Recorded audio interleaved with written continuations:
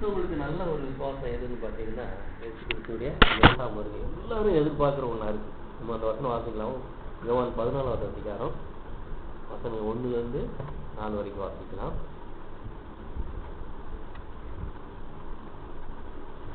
யோவான் 14 1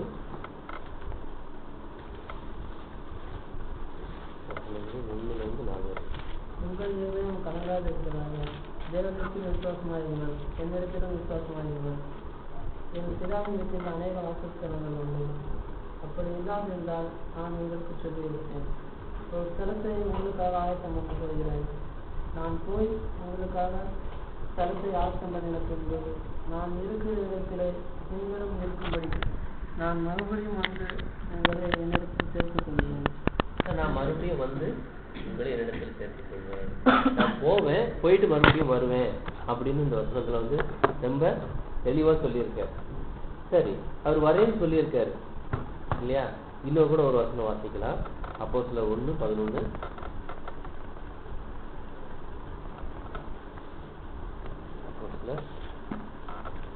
கலிலேயராகிய மனுஷரே, நீங்கள் மேல் வானத்தை அனாந்து பாசனைக்கிறீர்கள். உங்களுக்கு முன்பு வானத்துக்கு எடுத்துக் கொள்ளப்பட்ட இந்த இயேசுவானவர் எப்படி உங்கள் கண்களுக்கு முன்பாக வானத்துக்கு எழுந்தொழிந்து போனாரோ அப்படியே மறுபடியும் வருவார். இங்க இந்த வசனத்துல கூட பார்க்கணும், மறுபடியும் அவர் வருவார். எப்படி போனாரோ அதே மாதிரி மறுபடியும் வருவார் அப்படிங்கிற இந்த வார்த்தையும் நமக்கு சொல்லப்பட்டிருக்கு. இன்னும் கூட நம்ம ஒரு வசனத்தை வாசிக்கலாம். அதாவது அநேக வசனம் இருக்கு. நம்ம ஒரு 3 வசனங்களோட போயிடலாம். 2 பேதுரு 3வது அதிகாரம் 4வது வசனம். 2 பேதுரு 3:4. அவர் வருவார் என்று சொல்லுகிற வாக்குத்தத்தம் எங்கே? பிதாக்கள் நித்திரை அடைந்த பின்பு சகலமும் சிருஷ்டிப்பின் தோற்றம் முதல் இருந்து விதமாகவே இருக்கிறதே என்று சொல்வார்கள். இது வந்து கடைசி காலத்துல அவர் வருவார்னு சொல்லியிருக்கேன். அவர் எங்க எல்லாம் நல்ல மாதிரி தான் நடந்துகிட்டு இருக்கு அப்படின்னு சொல்லுவாங்க. ஆக்சுவலா அவர் வருவார் அப்படிங்கிறத தேவனுடைய வாக்குத்தத்தம் இருக்கு அப்படின்னு. சரி, இப்போ அவர் ஏன் வர்றாரு அப்படின்னு நம்ம பார்க்கணும். வர்றதோட நோக்கம் என்ன? எல்லாரும் வர்றாரு சொல்லிட்டு இருக்காங்க. வரும்போது உலகம் முடிஞ்சிருன்னு சொன்னாங்க. ஏன் அவர் வர்றாரு? வருகை நோக்கம் இருக்கும் இல்லையா? ஏன்னா முதல் வருகையில் அவர் வந்து அந்த யூதர்கள் மத்தியிலே வாழ்ந்து அந்த யூதர்களுக்கு மத்தியிலே இருந்து என்ன பண்ணாரு? சீசர்களை 12 பேரை தேர்ந்தெடுத்துட்டு அவர் மரிக்க ஒப்பு கொடுத்தாரு இல்லையா? அப்போ அவர் வந்தது ஒரு நோக்கம் இருந்துச்சு. அவர் என்ன பண்ணார்? ஆதாமுக்கு மீட்கும் பொருள் கொடுக்கறதுக்காகவே வந்தார் முதல் வருகையில்.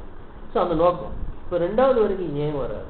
வர்றதோட நோக்கம் என்ன அப்படின்னு நம்ம பார்க்க வேண்டியது அவசியமா இருக்கு. இப்படி இருக்கும்போது அந்த நோக்கம் என்ன? அப்போ வந்து அவர் என்ன செய்வார்? வருவார், வந்து என்ன செய்வார்? வர்றதோட நோக்கம் என்ன அப்படின்னு நம்ம பார்க்கும்போது அவர் வரும்போது என்ன நடக்கும்னு பார்த்தீங்கன்னா, முதலாவது பார்த்திக்கலாம். வெளிப்படுத்தல் 20வது அதிகாரம் 6வது வசனம். வெளிப்படுத்தல் 20:6. முதலாவது உயிர்த்தெழுதலில் பங்குள்ளவன் பாக்கியவானும் பரிசுத்தவானுமாய் இருக்கிறான். இவர்கள் மேல் 2ஆம் மரணத்திற்கு அதிகாரம் இல்லை. இவர்கள் தேவனுக்கும் கிறிஸ்துவுக்கும் முன்பாக ஆசாரியராய் இருந்து அவருடைய கூட 1000 வருஷம் அரசாளுவார்கள். இயேசு கிறிஸ்து வந்து 1000 வருஷம் அரசாள வேண்டியது இருக்குது அப்படின்னு நமக்கு தெளிவாக ஒரு காரியம் சொல்லி வர்றாரு. வந்துட்டு அப்படி போறது கிடையாது. அவர் வந்து 1000 வருஷம் அரசாளணும் அப்படின்னு சொல்லுது. ஸோ அப்படி இருக்கும்போது எப்படி வர்றாருன்னா சபையோடு சேர்ந்து தான் அரசாள்றாரு அப்படின்னு பார்க்கலாம். சரி, இப்போ அவர் எப்படி வர்றாரு? முதல்ல எப்படி வந்தாரு, இப்போ அவரு எப்படி வர்றாரு அப்படின்னு நம்ம பார்க்கும்போது ஒரு வசனம் வாசிக்கலாம். லூக்கா 19வது அதிகாரம் வசனங்கள் 12.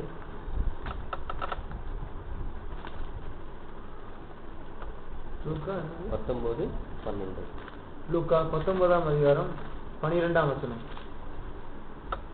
பிரபுவாகிய ஒருவன் ஒரு ராஜ்யத்தை பெற்றுக்கொண்டு திரும்பி வரும்படி தூரதேசத்துக்கு போக புறப்பட்டான்.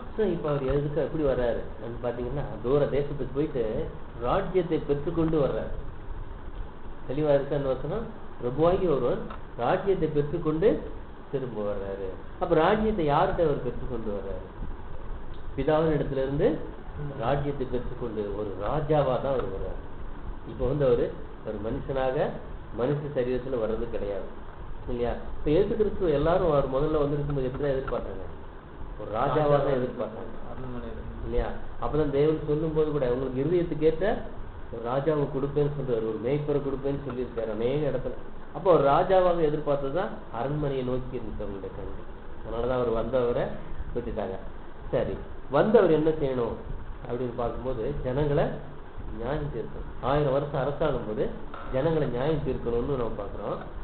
ராஜ்யத்தை பெற்றுக்கொண்டு வர்றார். யூதா 14வது வசனமும் 15வது வசனமும் வாசிக்கலாம்.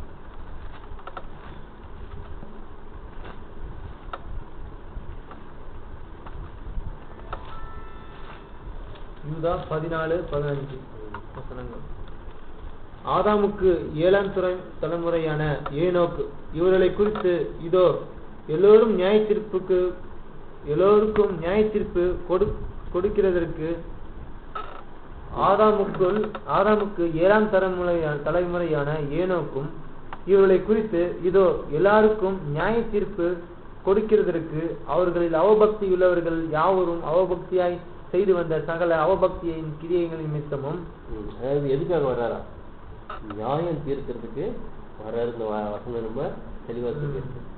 சரி, இப்ப தேவனுடைய திட்டம் எப்படியா இருந்துச்சுன்னா, அவர் ஒருவரை நியமித்திருக்கிறார். அந்த மனுஷனை கொண்டு பூலோகத்தை நீதியா நியாயம் தீர்க்கணும் அப்படிங்கிறத தேவ சித்தமா இருந்துச்சு. அப்ப பிரபுவாகி அவர் ராஜ்யத்தை பெற்றுக்கொண்டு வர்றாரு. வந்து 1000 வருஷம் அரசாட போறாரு அப்படின்னு இன்னொரு வசனம் கூட நம்ம அதை எழுதிடுங்க. அப்போஸ்தலர் 17:31.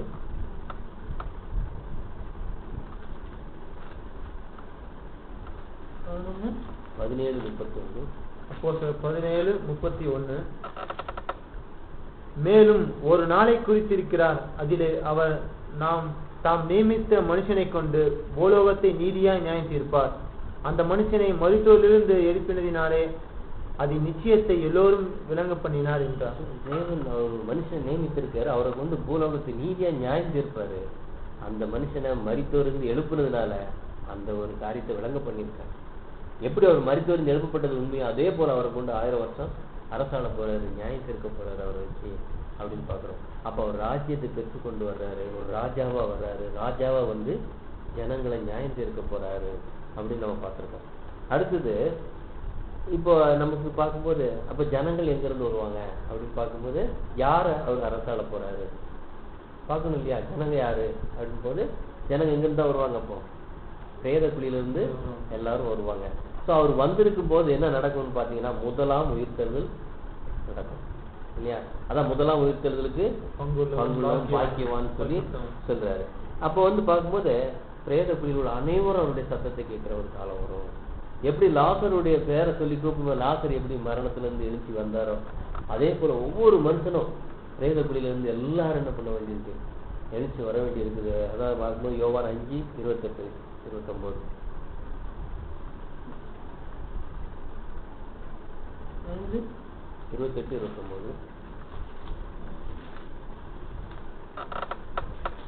இதை குறித்து நீங்கள் ஆச்சரியப்பட வேண்டாம். ஏனென்றால் பிரேத குழிகளில் உள்ள அனைவரும் அவருடைய சத்தத்தை கேட்கும் காலம் வரும். அப்பொழுது நன்மை செய்தவர்கள் ஜீவனை அடையும்படி எழுதியிருப்பார்கள், தீமை செய்கிறவர்களும் எழுதியிருப்பார்கள். சரி, பார்க்கும்போது எல்லாரும் பிரேத குழியில் உள்ள அனைவரும் அவருடைய சத்தத்தை கேட்கிற காலம் இல்லையா? எல்லா மனுஷனும் அவருடைய சத்தத்தை கேட்பாங்க.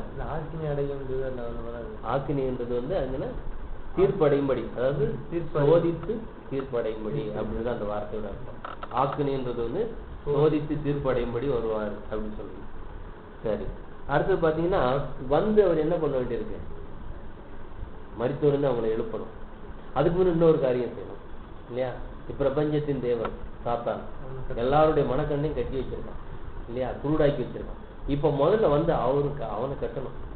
பாருங்க, வந்து அவர் எவ்வளவு வேலை செய்ய வேண்டியிருக்கு பாருங்க. புரியுதா? வந்து அவரை கட்டணும். அவனை பாருங்க, வெளிப்படுத்தல் 20:1-2 வாசிக்கலாம்.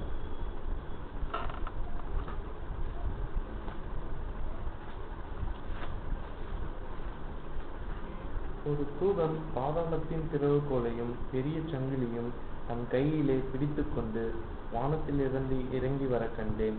பிசாசு என்னும் சாத்தான் என்னும் சொல்லப்பட்ட பழைய பாம்பாகிய வலு சர்வத்தை அவன் பிடித்து அதை 1000 வருஷம் அளவும் கெட்டி வைத்து அந்த 1000 வருஷம் நிறைவேறும் வரைக்கும் அது ஜனங்களை மோசம் போக்காதபடிக்கு அதை பாதாளத்தை தள்ளி அடைக்க அதன் மேல் முத்திரை போட்டான். அவர் வந்து என்ன செய்யறது? பெரிய சங்கிலி எடுத்துட்டு ஒரு தூதன் வானத்திலிருந்து இறங்கி வர கண்டேன். பிதாவிடத்திலிருந்து வர்றாரு, அதிகாரத்தை பெற்று கொண்டு வர்றாரு. வந்து ஒரு பெரிய சங்கிலி அப்படின்னும் போது நம்ம என்ன சங்கிலின்னு நினைச்சிடலாம். இப்போ நாய் கட்டுற சங்கிலி அப்படின்னு நினைச்சிடறது இல்லையா? சங்கிலின்னும் போது எப்படிப்பட்டது சங்கிலி? ஒண்ணுக்கு ஒண்ணு லிங்க் பண்ணி தான் இருக்கு சங்கிலி. பார்த்துருக்கீங்களா? அப்போ வசனம், சத்திய வசனம் ஒண்ணுக்கு ஒண்ணு லிங்கா இருக்கும்.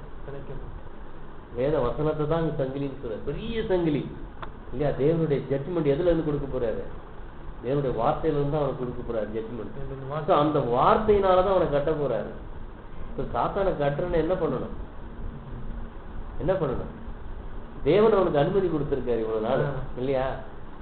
தேவன் வந்து ஒரே ஒரு வார்த்தை சொன்னா என்ன ஆயிடும் அவனுக்கு? முடிஞ்சு போச்சு. ஏன்னா அவன் சிருஷ்டிக்கப்பட்ட சிருஷ்டி தானே. இப்ப பாருங்க, தேவதூதர்கள் அங்க இருந்து வந்தாங்க, மாம்ச சரீரம் எடுத்தாங்க, ஆவிக்குரிய சரீரத்துக்கு போனாங்க, மாம்ச சரீரம் எடுத்து வந்து விசாரம் பண்ணாங்க, ஆவிக்குரிய சரீரத்துல போய்கிட்டே இருந்தாங்க. தேவன் அவங்களை என்ன பண்ணாரு? கட்டிட்டாரு. எப்படி கட்டினாரு? சங்கிலி போட்டு கட்டினாரா? அவர் என்ன பவர் கொடுத்தாரோ அதை எடுத்துட்டாரு. இனி உனக்கு இந்த சரீரத்துக்குள்ளும் போக முடியாது, அதுக்குள்ளயும் போக முடியாது. அவ்வளவுதான். அதே மாதிரி சாத்தான் மோசம் போக்கிட்டு இருக்கான். அவனை மோசம் போக்காத அளவுக்கு கிரியை செய்யாதபடி கட்டிடுவார். அவ்வளவுதான். அவர் கொடுத்த பவர் அவரே எடுத்துக்குவார். அவர் கொடுத்த பவர்ல தானே அந்த வேர்ல்ட் அவன் கண்ட்ரோல் பண்ணிக்கிட்டு இருக்கான். யார் கொடுத்தது? அவனுக்குன்னு வல்லமை இருக்கா? மனுஷனாகி நமக்கு கொடுத்துருக்க எவ்வளவு வல்லமை இருக்கோ அவ்வளவுதான் நம்ம செயல்பட முடியும். அதே மாதிரி தூதர்களுக்குன்னு ஒரு இது இருக்கு. அவங்களுக்கு எவ்வளவு கொடுத்துருக்காரு அவ்வளவுதான் செய்ய முடியும். இப்ப சாத்தானுக்கு அவ்வளவு பவர் கொடுத்துருக்காரு. அதனால தான் அவன் இந்த மலைக்கு வச்சிருக்கான், கட்டி வச்சிருக்கான் ஜனங்கள். இன்னொரு வாருங்க, லூக்கா 11 அதிகாரத்துல 21, 22 ஜனங்களை கட்டி வச்சிருக்கான். எப்படி கட்டி வச்சிருக்கான்? 11, 21, 22 ஆயுதம் தரித்த பலவான் தன் அரண்மனையை காக்கிற போது அவனுடைய பொருள் பத்திரப்பட்டு இருக்கும். அவனிலும் அதிக பலவான் வந்து அவனை மேற்கொள்ளவானாகில் அவன் நம்பியிருந்த சகல ஆயுத வர்க்கத்தையும் பறித்துக் கொண்டு அவனை கொள்ளை பொருளை பங்கிடுவான். அவனிலும் ஆயுதம் தரித்த பெரிய பலவான், அவனுடைய அரண்மனை, அவன் ராஜாவா இருந்துகிட்டு என்ன பண்றான்? அப்படியே காவல் காத்து வச்சிருக்கான். எல்லா ஜனங்களும் அவனுடைய கண்ட்ரோல்ல இருக்காங்க. யாரையாவது எடுக்க முடியுமா வெளியே? ஒருத்தர் எடுக்க முடியாது. இப்ப என்ன பண்றாரு? சத்தியத்தை கொடுத்து எடுக்கிறாரு நம்மளை வெளியே இல்லையா? தேவன் என்ன ஒண்ணு கொடுத்தாருன்னா அவ்வளவுதான். அவங்க வெளியே எடுக்கணும், அவங்களா அதை போட்டுட்டு வரணும். அவங்க போட்டுட்டு வரணும், சத்தியத்தை கொடுக்கணும். கொடுத்தாதான் அது வேணான்னு தூக்கி போட்டு அவங்க வரணும். சாத்தானுடைய அந்த கிரியை வேணான்னு அவங்களே எரியணும் இல்லையா? அப்படி எடுக்கிறாரு. ஆனா 1000 வருஷத்துல அவனை வந்து முதல்ல கட்டி போட்டுறாரு. கட்டி கிரியை செய்யாத போல அவனிலும் பலவான் இயேசு கிறிஸ்து. அவர் வந்து அவனை கட்டுறாரு. பார்த்துடுங்க எவ்வளவு வேலை அவர் வந்து செய்யறாரு பார்த்தீங்களா? சாதாரண இயேசு கிறிஸ்துவோட வருகையை நம்ம இப்படி வராருன்னு வந்து அவர் என்னெல்லாம் செய்ய வைக்கிறது. அடுத்தது அவர் வந்து அரசாண்டு எல்லா சத்துருக்களையும் அவருடைய பாதத்துக்கு கீழாக்குன்னா அவருடைய கண்ட்ரோலுக்கு கீழே வரணும் எல்லாரும். இப்ப எல்லாமே தேவனுடைய கண்ட்ரோலை விட்டு வேலைங்க என்ன பண்ணிருக்கு? மனுஷன் எல்லாமே மனம் போல வாழ்ந்துட்டு இருக்கான். எல்லாரும் அவருடைய கண்ட்ரோலுக்கு கைக்கு வரணும். அதான் சொல்ற ஒரு வசனம் வாசிங்க, 1 Corinthians 15 அதிகாரத்துல 21 வாசிங்க. 1 Corinthians 15, 21 வாசிங்க. 21, 22 15. மனுஷனால் மரணம் உண்டானபடியால் மனுஷனால் மரித்தோரில் உயிர்த்தெழுதலும் உண்டாயிற்று. ஆதாமுக்குள் எல்லோரும் மரிக்கிறது போல கிறிஸ்துவுக்குள் எல்லோரும் உயிர்ப்பிக்கப்படுவார்கள். இந்த வசனம் 25 எல்லா சத்துருக்களையும் தமது பாதத்திற்கு கீழாக்கி போடும் வரைக்கும் அவர் ஆளுகை செய்ய வேண்டியது. பரிகரிக்கப்படுகிற கடைசி சத்துரு மரணம். மனுஷனுக்கு எதெல்லாம் சத்துருவா இருக்கு இன்னைக்கு? எல்லா சத்துருக்களையும் அவருடைய கண்ட்ரோலுக்கு கீழே கொண்டு வரணும். அவருடைய பாதத்துக்கு கீழே என்னது? அவருடைய கண்ட்ரோலுக்கு கொண்டு வரணும். அதனாலதான் இன்னொரு இடத்துல வசனம் சொல்லுவோம், முழங்கால் யாவும் அவருக்கு முடங்கணும். எல்லாரும் அவருடைய சொல்லு கேட்டு ஆகணுங்க. அந்த மாதிரி அவருக்கு இருந்து அரசாள போறாரு. அரசாளுன்னா சாதாரண அரசாள் கிடையாது. கொயவன் மண் பாண்டத்தை உடைக்கிற மாதிரி உடைக்க போடுவாங்க ஜனங்கன்னு சொல்றாரு. லிட்டரான்னு கிடையாது. அவங்க தப்பு செஞ்சா உடனே என்ன பண்ணும்? பனிஷ்மெண்ட் தான். பழைய ஏற்பாட்டில் ஒரு காரியம் பார்த்துருக்கீங்களா? பனிஷ்மெண்ட் பற்றி வீங்கிறது அது ரொம்ப பயங்கரமா இருக்கும். ஒரு ஸ்திரீ தப்பு பண்ணிட்டா, புருஷனை விட்டு இன்னொருத்தங்கிட்ட போயிட்டு வந்துட்டு நான் செய்யலன்னு சொல்றான். இப்போ புருஷனுக்கு சந்தேகமாகி போச்சு. இப்போ ஆசாரியிட்ட கூப்பிட்டு போறாரு, எனக்கு இந்த மாதிரி என் மனைவி மேல சந்தேகமா இருக்கு அப்படின்னு ஆசாரியை கூப்பிட்டு ஒரு தண்ணி இருக்கும். அந்த தண்ணியை இது பண்ணி நீ இதில் நான் தப்பு செய்யலைன்னு நீ ஆணையிட்டு சொல்லிடு அப்படின்னு. நான் செய்யலைன்னு அவள் ஆணையிட்டு சொல்லிட்டு இந்த ஒரு தண்ணியை கொடுப்பேன். அந்த தண்ணியை அவள் குடிச்சிடுவான். அந்த கசப்பு கலந்து தண்ணி அதை குடிச்சிட்டு பேசாமல் போயிடலாம். இவன் உண்மையாக தப்பு பண்ணியிருந்தாள்னா என்ன நடக்கும் தெரியுமா? இந்த இடுப்பு சூம்பிடும், வயிறு பெருசாயிடும். என்ன நடக்கும்ன்றீங்க? மறுநாள் அவள் வெளியே வரும்போது இவன் தப்பு செஞ்சனா எல்லாருக்கும் தெரியுமா தெரியாதா? பனிஷ்மெண்ட் பயங்கரம். நியாயப்பிரமாணம் சாதாரண காரியம் கிடையாது. இன்னைக்கு எத்தனை பேர் தப்பு பண்ணிட்டு நான் தப்பு பண்ணலன்னு இன்னைக்கு வாழ்ந்துட்டு இருக்காங்க. எத்தனை பேர் பொய் சத்தியம் பண்ணிட்டு இருக்காங்க. தேவனுக்கு முன்னால் அங்க சத்தியம் தப்பு செஞ்சுட்டு நான் செய்யலை நாங்க சொல்லவே முடியாது. அப்படியே வெளியரங்கமா இருக்கும். இதெல்லாம் அங்க ஒரு அடையாளம், வரப்போற காரியங்களுக்கு அடையாளம் அதெல்லாமே இல்லையா? ஸோ அந்த மாதிரி அங்க அரசாட்சி நடக்கும். அதான் சங்கீதம் 2ஆம் அதிகாரத்துல பாத்தீங்கன்னா அடுத்து பாருங்க, அதுல ஒரு 2 வசனம் அவருடைய ராஜ்யத்தை பற்றி தான் சொல்லப்பட்டிருக்கு. சங்கீதம் 2ஆம் அதிகாரத்துல முழுவதும் தேவன் தன் குமாரனை பற்றி சொல்றாரு. அதுல முதல் வசனம் வாசிங்க. ஜாதிகள் கொந்தளித்து ஜனங்கள் சிந்திப்பானேன். 8. என்னை கேளுங்கள், அப்பொழுது ஜாதிகள் உமக்கு சுதந்திரமாகவும் பூமியின் எல்லைகளை உமக்கு சுதந்திரமாகவும் கொடுப்பேன். உனக்கு சொந்தமா கொடுப்பேன் அப்படின்றாரு. யாரு? தேவன் தன் குமாரனை பார்த்து என்ன கேளு. அதாவது 7 சொன்னீங்க, தீர்மானத்தின் வேறு சொல்வேன், கர்த்தர் என்னை நோக்கி நீர் என் குமாரன் என்று நான் உங்களை ஜெனிப்பித்தேன். என்ன கேளு, உனக்கு என்ன ஜாதிகள் உனக்கு சுதந்திரமாயும் பூமியின் எல்லையெல்லாம் உனக்கு சொந்தமா கொடுப்பேன். இருப்பு கோலால் அவர்களை நொறுக்கி குயக்கலத்தை போல அவர்கள் உடைத்து போடுவீர் என்று சொன்னார். என்ன பண்ணுவார்? என்கிட்ட கேளு, எல்லாத்தையும் நான் உனக்கு தரேன் அப்படின்னு. ஆனா அவருக்கு மீட்கும் பொருள் கொடுத்துட்டாரு. தேவ சுத்தத்துக்கு கீழ்படிஞ்சு எல்லாத்தையும் கொடுக்குறாரு. உடைச்சு போடு. இன்னைக்கு ஜனங்க அவங்க விருப்பப்படி வாழ்ந்துட்டு இருக்காங்கன்னா 1000 வருஷம் அது மாதிரி நடக்க முடியுமா? ஸோ அவர் அரசாள வேண்டியது ஃபர்ஸ்ட் நோக்கம். 2வது அடுத்து இது எப்படி அவர் வருவார்? ஒண்ணு அவர் ராஜாவா வர்றாரு, நம்ம பார்த்துட்டோம். அரசாள போறாரு. அடுத்தது அவர் எந்த மாதிரி சரீரத்துல வருவார், இதுக்கு வேதம் என்ன சொல்லுது நமக்கு அப்படின்னு நம்ம பார்க்கலாம். 1 பேதுரு புத்தகம் 3ஆம் அதிகாரம் 18ஆம் வசனம். 3:18.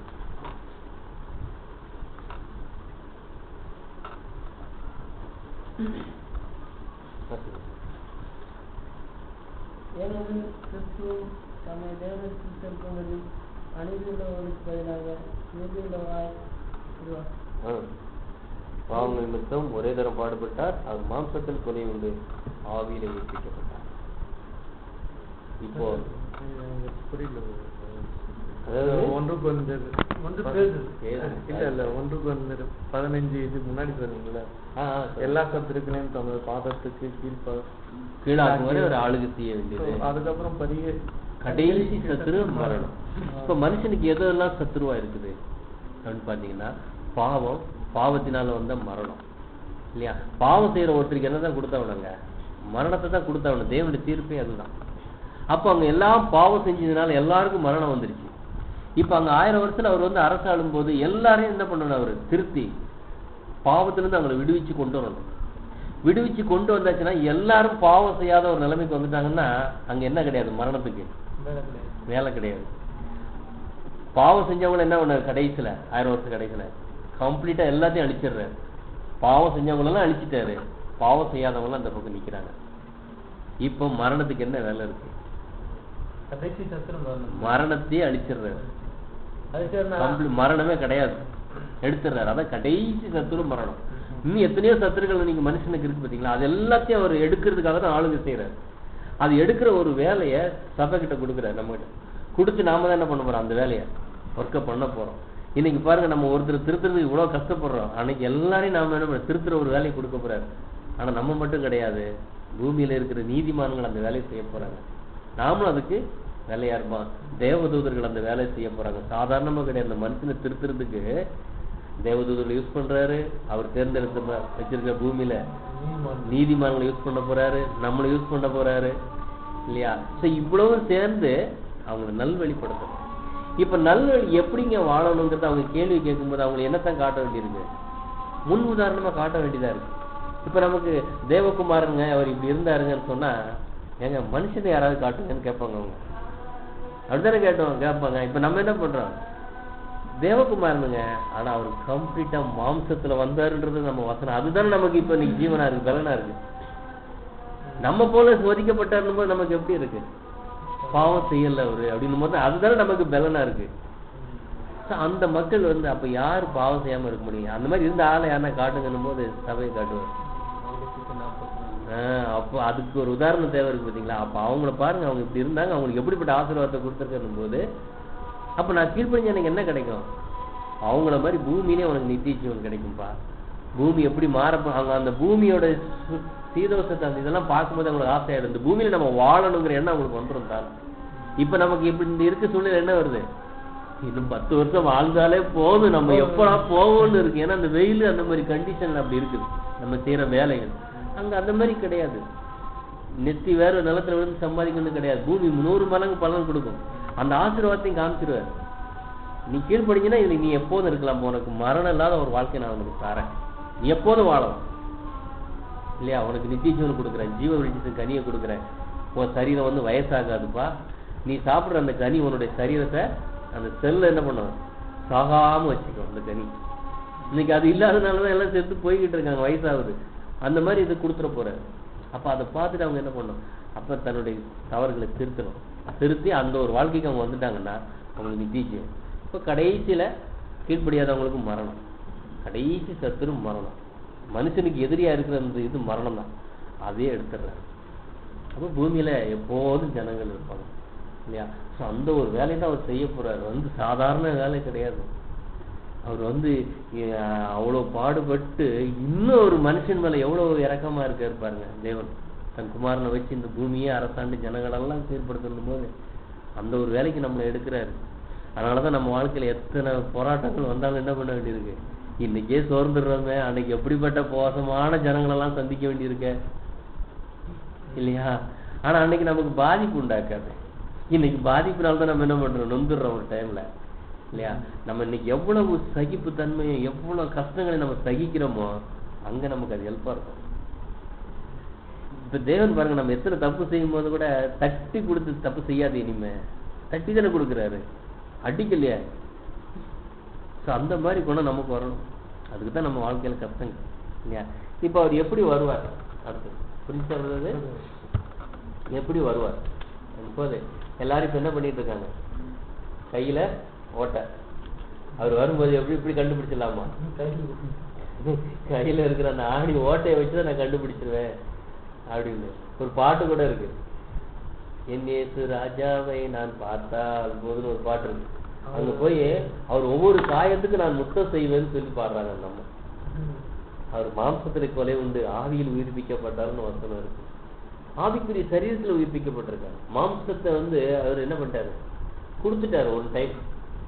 ஆதாமுக்கு மீட்கும் பொருளாக சொல்றாரு, உலகத்தின் ஜீவனுக்காக நான் கொடுக்க என்னுடைய மாம்சம் கொடுத்துட்டாரு. மறுபடியும் அதை எடுத்துட்டு அப்படி என்ன ஆகுங்க? ஒரு பொருளை நிறுத்து விலைக்கரையில கொடுத்தாச்சு, மறுபடியும் அதை எடுத்துக்கிட்டு அதுக்கு இது கிடையாது. கொடுத்தாச்சுன்னா கொடுத்ததுதான். அந்த ஒரு பலியில முத்தம், அந்த ஒரு சரீரத்துல தான் நமக்கு என்ன பண்றாரு இப்ப தேவன்? புதிய ஒரு சரீரத்தை கொடுக்கறதுக்கான ஒரு இது காரணம் என்ன? அந்த ஒரு சரீரம் பிக்கப்பட்டுச்சு. தப்பு செய்யாத அந்த சரீரம் பிக்கப்பட்டுச்சு. பேசுகிறது சொல்றாரு, நான் சரீரத்தை தரேன், நீ கொடுத்துட்டல, எத்தனை பேருக்கு நான் நீ சரீரத்தை கொடு இல்லையா? அந்த சரீரத்துக்கு அவ்வளவு ஒரு மேன்மை கொடுத்திருக்காரு தேவன். இப்போ அந்த ஒரு வசனம் வாசிங்க, யோவான் 6:51. யோவான் 6:51. நானே வானத்திலிருந்து இறங்கின ஜீவாப்பம், இந்த அப்பத்தை புசிக்கிறவன் என்றென்றைக்கும் பிழைப்பான். நான் கொடுக்கும் அப்பம் உலகத்தின் ஜீவனுக்காக நான் கொடுக்கும் என் மாம்சமே என்றார். மாம்சத்தை கொடுத்துட்டாரு ஒன் டைம். நம்ம பார்க்கறோம் அந்த மீட்கும் பொருள்ல பாருங்க, ஆதாமுக்கு சரி நிகரா இருந்து அந்த சரீரத்தை கொடுத்தாரு. ஆதாம மீட்டு இருக்காரு. எப்படி அந்த சரீரத்தை மறுபடியும் எடுக்க முடியும் இல்லையா? அந்த சரீரத்தெல்லாம் தேவன் மறைச்சிட்டாரு. இல்லாட்டி என்ன ஆயிருக்கும் தெரியுமா? இன்னைக்கு வரைக்கும் மோசையோட சரீரத்தையே விட மாட்டேன்னு சொன்னது, இவர் சரீரம் கிடைச்சுதான் என்ன ஆயிருக்கும் இல்லையா? அவர் உயிர் தெழுந்துட்டாரு, ஆனா அங்க சரீரம் கிடையாது. அவர் ஆவியில உயிர்ப்பிக்கப்பட்டாரு, ஆனா அங்க சரீரம் கிடையாது இல்லையா? தேவன் அந்த சரீரத்தை என்ன பண்ணார்? மறைச்சிட்டாரு. இப்ப பாருங்க, கொடுத்துட்டாரு, மீட்கும் பொருளா கொடுத்து அதை எடுக்கக்கூடாது, அதான மீட்கும் பொருள். அடுத்தது எல்லாரும் என்ன நினைச்சிட்டு இருக்கோம், மாம்சத்துல வருவாரு அப்படியே பார்த்தலாம். ஆவிக்குரிய ஜீவித்தை யாராவது பார்த்திருக்கோமா? நம்ம சொல்லுங்க, தேவதூதர் யாராவது பார்த்திருக்கோமா இது வரைக்கும்? பார்க்க முடியாது இல்லையா? அப்ப அவர் ஆவியில உயிர்ப்பிக்கப்பட்டிருக்காரு. தேவதூதர்லாம் ஆவிக்குரிய சரீரத்துல இருக்காங்க. இந்த வசனம் பார்த்தோம் நம்ம, அவர் மாம்சத்துல கொலை உண்டார், ஆவியின் சரீரத்துல உயிர்ப்பிக்கப்பட்டிருக்காரு இல்லையா? அப்போ பாருங்க, யோவான் 20 அதிகாரம் வசனம் 14-15 வாசிங்க. இப்ப நமக்கு இதுல ஒரு கேள்வி வரும், எல்லாரும் பார்த்திருக்காங்க. யோவான் 20:15-14.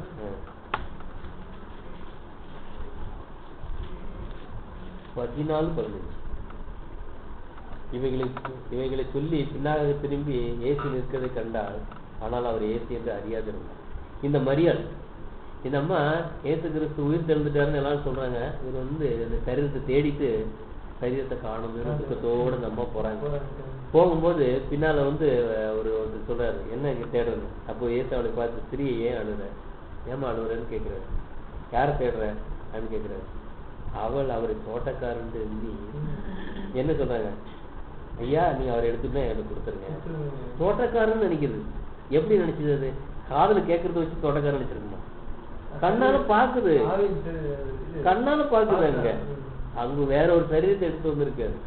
தேவகுமாரனாச்சு, அங்க தூதர்களுக்கே எத்தனை சரீரம் எடுக்க சொல்லி கொடுத்தாரு இல்லையா? அவர் எத்தனை சரீரத்துல வந்திருக்காரு தெரியுமாங்க? அவர் செகண்ட்ல ஒரு சரீரத்தை எடுத்து அப்படியே விட்டுட்டு போயிருக்காரு. எம்மாவு சீடரோட போகும்போது ஒரு சரீரம் இல்லையா? அங்க தோட்டக்காரன் நினைச்சிரு. தோட்டக்காரர் எப்படி இருப்பாரு? நல்லா ஒரு தலைப்பா கட்டிட்டு தான் இருப்பாரு. அப்போ என்கிட்ட எடுத்துட்டு போனா கொடுத்துருங்க அப்படின்னு. இந்த மாதிரி எப்படி கண்டுபிடிச்சாங்க? வாய்ஸ் தான் பாருங்க, அதுல பாருங்க கீழே அடுத்த வசனம், மரியாதை சரியாது, அவ்வளவுதான். அவள் ஸ்திரீ பார்த்து ரபினி என்றார். அதுக்கு போதை மரியாதை தெரிஞ்சு வார்த்தை தான். எப்படின்னா ஏன்னா இவங்க கூடவே எத்தனை வருஷம், 3 வருஷம் கூடவே சுத்துனது இல்லையா? அவ மரியாதைன்ற ஒரு அதிகாரத்தோட கூப்பிடுறது இந்த அம்மாவை தான் வச்சு கரெக்டா அந்த இந்த சத்தம் ஆண்டவராஜன்னு உடனே கண்டுபிடிச்சு. எம்மாவது சைடு எப்படி கண்டுபிடிச்சாங்க? அப்பம் விட்டாரு, கண் திறந்தாரு அப்படின்னு இருக்கு. அப்ப அங்க என்ன கண் திறந்தது? வழக்கத்தின்படியே ஒரு அப்பத்தை எடுத்து பிப்பாரு. அதே மாதிரி வழக்கத்தின்படி அந்த அப்பத்தை எடுத்து பிட்ட உடனே இயேசு கிறிஸ்துன்னு டக்குன்னு காணாம போயிட்டாரு. இப்ப நமக்கு எப்படி இருக்கும்? அது பிட்ட உடனே ஐயோ அவர் தான் போயிட்டாரு.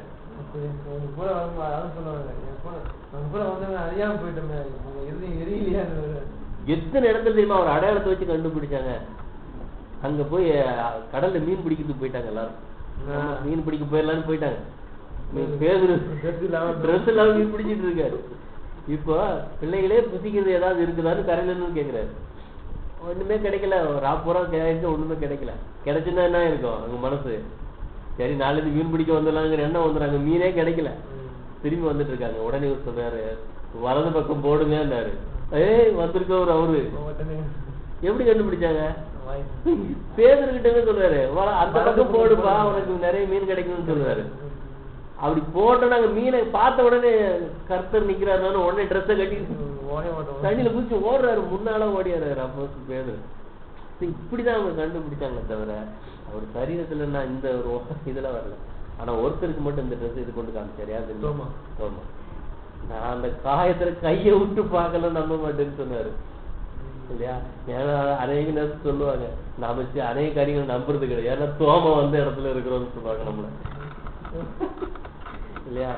நமக்கு பெரிய ஒரு ஆசீர்வாதம் பாருங்க. அதே தோம அங்க வந்து மறிச்சிருக்காரு. அது தேவன் எவ்வளவு அன்பு கூர்ந்திருக்காரு இல்லையா? சரி, யோவான் 3:8 வாசிங்க. யோவான் 3:8.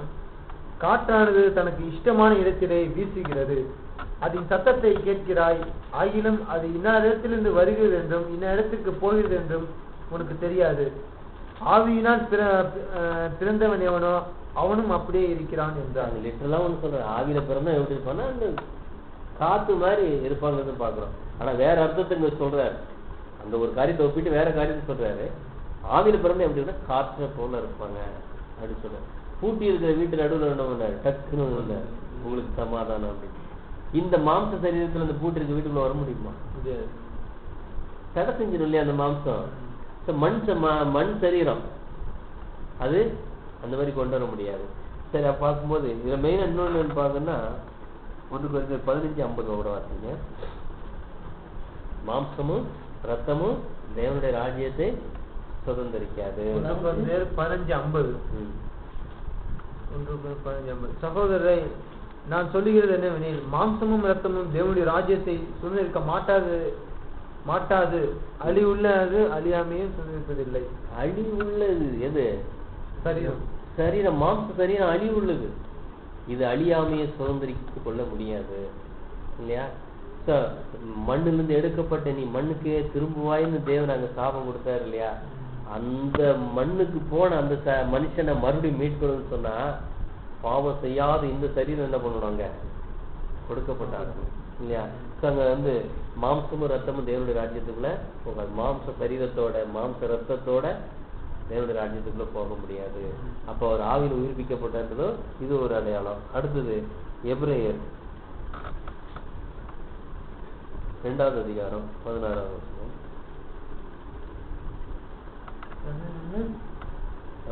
2:16 எபிரேயர் 2:16. ஆதலால் அவர் தேவதூதருக்கு உதவியாக கை கொடாமல் ஆபிரகாமின் சந்ததிக்கு உதவியாக கை கொடுத்தார். அதான் 16 16.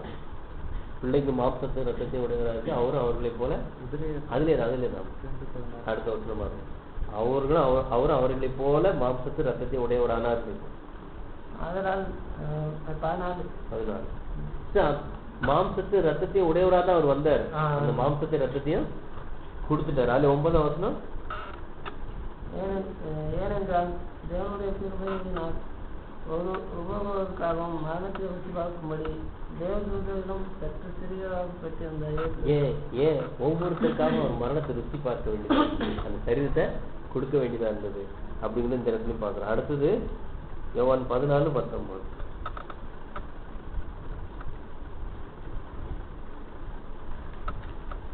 யோவான் 14:19.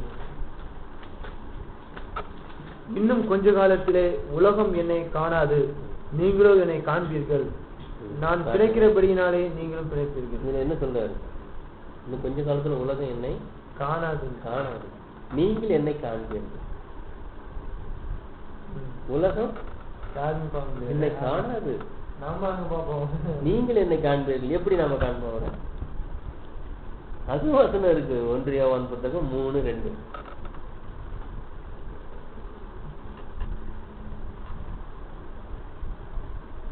உலகம் என்னை காணாது, நீங்கள் என்னை காண்பீர்கள். நாம எப்படி வர காண்போம்? 1 யோவான் 3வது அதிகாரம் 2வது வசனம். பிரியமானவர்களே, இப்போது தேவனுடைய பிள்ளைகளாக இருக்கிறோம். இனி எவ்விதமாய் இருப்போம் என்று இன்னும் வெளிப்படவில்லை. ஆகிலும் அவர் வெளிப்படும் போது அவர் இருக்கிறவனாகவே நாம் அவரை தரிசிப்பதினால் அவருக்கு ஒப்பா இருக்கும் என்று அறிந்திருக்கிறோம். அவருக்கு ஒப்பா போய் அவர் தரிசிக்க. இனி எப்படி இருக்கும் தெரியாது. ஆனா அவர் வெளிப்படும் போது அவர் இருக்கிற வண்ணமாக அவரை தரிசிப்போம் இல்லையா? அவர் எப்படி இருக்கிறாரு? ஆவியின் சரீரத்துல இருக்கிறாரு. ஆவியின் சரீரத்துல போய் தான் அவர் தரிசிக்க முடியும். இன்னொன்னு, அவர் பரிசுத்தரா இருக்கிறாரு. பரிசுத்தரா இருந்தாதான் அவரை தரிசிக்க முடியும். இருதயத்தில் சுத்தம் உள்ளவன் தேவனை தரிசிக்கலாம் இல்லையா? இப்ப அங்க அவரை தரிசிக்கணும் என்ன தேவருக்கு? இருதயத்தில் சுத்தம் உள்ளவர் தேவனை தரிசிக்கலாம். சுத்தம் இல்லாதவங்க தரிசிக்க முடியாது. அப்ப நாம எப்படி சுத்திகரிக்கப்படுறோம்? ஆவினாலே பரிசுத்தமாக்கப்படும், சத்தியத்தை விசுவாசினால் ரட்சிப்படையும். நாம் பரிசுத்தம் வாங்கி தான் அவரை போய் தரிசிக்க போறோம். ஆவியின் சரீரத்துல போய் அவரை தரிசிக்க போறோம். அதுதான் வேதம் சொல்லுது இல்லையா? இப்போ 2வது என்ன பார்த்தோம்? அவர் எந்த சரீரத்துல வருவாருன்னா ஆவிக்குரிய சரீரத்துலதான் வர்றாரு. ஆவிக்குரிய சரீரத்துல வர்ற அவரை ஆவியின் ஜீவியா போய் தான் நம்ம பார்க்க முடியும். மாம்ச சரீரத்துல இருந்து அவரை பார்க்க முடியாது. உலகம் இனி என்னை காணாதுன்னு சொல்லிட்டாரு. ஆனா உலகம் அவரை காண முடியாது அப்படின்னு வேதம் நமக்கு சொல்லுது. நம்ம எதை விசுவாசிக்கிறோம்? வேதத்தை தான். எல்லாரும் எதை சொல்லலாம்? இதுக்கு நிறைய சயின்ஸ் இப்படி இது கொடுப்பாங்க, இப்படியா அப்படின்னு. ஆனா வேத வசனம், சிறு பிள்ளையை போல வேத வசனத்தை தான் நம்ம விசுவாசிக்க வேண்டியதா இருக்கு. 2 காரியம் பார்த்துட்டோம். அடுத்தது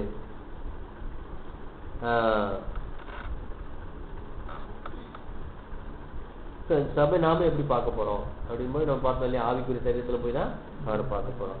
இப்போ இவரை ஒருத்தர் பார்த்தாரு, மாம்ச சரீரத்துல அவரை பார்க்க முடியுமாங்கிறத இதை நம்ம பார்க்கலாம்.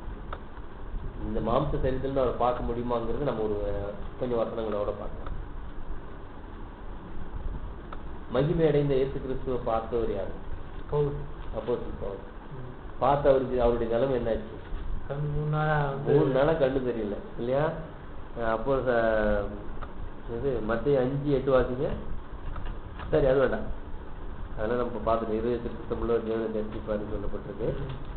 மத்திய இப்ப இன்னைக்கு வாசித்தா அதே வசனம் தான். மத்திய 6:22, 23.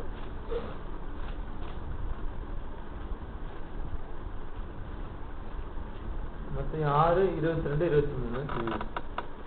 கண்ணானது சரீரத்தின் விளக்காய் இருக்கிறது. உன் கண் தெளிவாய் இருந்தால் உன் சரீரம் முழுவதும் வெளிச்சமாய் இருக்கும். நம்ம இதை பார்த்தோம். கண்ணுங்கிறது ஆவிக்குரிய கண்கள், அறிவு, சத்தியத்தின் அறிவுன்னு சொல்லலாம், மனக்கண்ணுன்னு சொல்லலாம், ஆவிக்குரிய கண்ணுன்னு சொல்லலாம். சரி, இப்போ வந்து பார்க்கும்போது கண்கள் யாவும் அவரை காணும் அப்படின்னும் போது எந்த கண்ணால் அவரை பார்க்க போறோம்? சத்தியத்தின் அறிவு மூலமாக. இப்ப பாருங்க, பிசாசு இப்போ பிரபஞ்சத்தேவன் எல்லாருடைய மனக்கண்ணையும் குருடாக்கி வச்சிருக்கான். இந்த மனக்கண்ணு குருடா இருக்கிறவங்க, குருடர் யாராவது யாரை பார்க்க முடியுமா? மனக்கண்ணு குருடா இருக்கிறவங்க எப்படி அவரை பார்க்க முடியும்? எந்த கண்ணால் அவரை பார்க்க முடியாதுன்றது ரொம்ப தெளிவா வசனம் கொடுக்கப்பட்டிருக்குதான். மனக்கண்ணை தான் குருடாக்குவோம். மனக்கண்ணால தான் அவரை பார்க்க முடியும், அவரை அறிந்து கொள்ள முடியும், அவரை உணர்ந்து கொள்ள முடியும். அதனாலதான் நிறைய வசனம் சொல்லும்போது மத்திய 24 வாசிங்க. 24, 32, 33 வாசிங்க. 34, 24, மத்திய 24, 34, 32, 33. 32. அத்தி மரத்தினால் ஒரு உவமையை கற்றுக்கொள்ளுங்கள். அதிலே இளங்கிளை தோன்றி துளிர்விடும்போது வசந்த காலம் சமீபமாயிற்று என்று அறிவீர்கள். அப்படியே இவைகள் எல்லாம் நீங்கள் காணும்போது அவர் சமீபமாய் வாசல் அருகே வந்திருக்கிறார் என்று அறியுங்கள். பாருங்க, அவர் இவையெல்லாம் காணும் போது நிறைய கொடுத்திருக்காரு. மத்திய 24 வாசிக்கும் போது இவைகளெல்லாம் நீங்கள் காணும் போது எப்படி காணுவோம்? மனக்கண்ணுக்கு பாருங்க எதெல்லாம் காணும் பாருங்க. இதுலயும் நம்ம ரொம்ப தெளிவா கொடுத்திருப்பாரு.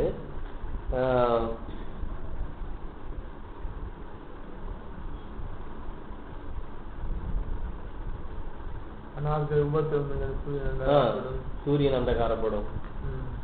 எந்த கண்ணுல பாப்போம்? எந்த கண்ணு? அதாவது எந்த சூரியன் அந்தகாரப்படும்? சத்திய ஒளிதான் அந்தகாரம். இதுதான் சூரியன் புதிய ஏற்பாடு. அந்தகாரப்பட்டுரும். அந்தகாரப்பட்டுக்கிட்டே வந்துட்டு இருக்கு கொஞ்சம் கொஞ்சமா. எங்கெல்லாம் அந்தகாரப்பட்டுருச்சு தெரியுமா?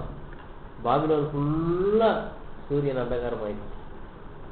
சந்திரன் ஒளியே கொடுக்கல. ஒளி கொடுக்குதா சந்திரன் ஏதாவது அவங்களுக்கு? சந்திரன் சுத்த ஒளி கிடையாது. பாருங்க, சேகரிப்பது ஒரு காரியம் சொன்னார். ஒரு வசனத்துக்கு விளக்கம் கொடுத்தாங்களாம். பக்கத்துல கூப்பிட்டாங்கன்னு சொல்லிட்டு போனாராம். பழைய ஆளு வந்து வாப்பான்னு கூப்பிட்டாரா, போய் உட்கார்ந்தாராம். ஒரு வசனத்துக்கு விளக்கம் கொடுத்தாராம். நீதிமொழிகள் புத்தகம். பிரதர், இந்த வசனத்துக்கு அர்த்தம் என்னன்னாரு. நான் சொன்னேன், பிரதர் இப்படி இருக்குன்னு. பிரதர் இதுக்கு எப்படி அர்த்தம் கொடுத்தாரு தெரியுமா? அதாவது வலது கையில இடது கையில சாபம் இடது கையில இருக்குன்னு ஒரு வசனம் இருக்கும். இடது கையில யாரும் என்ன பண்ணிடாதீங்க, வலது கையில காணிக்க போடாதீங்க, இடது கையில போடுங்க. வலது கையை யாருக்கு போய் நீங்க கை கொடுத்துடாதீங்க அப்படின்றாங்க. கையை கொடுக்கூடாத யாருக்குமே. கொடுத்தா ஆசீர்வாதம் அவங்களுக்கு போயிடுன்றாங்க.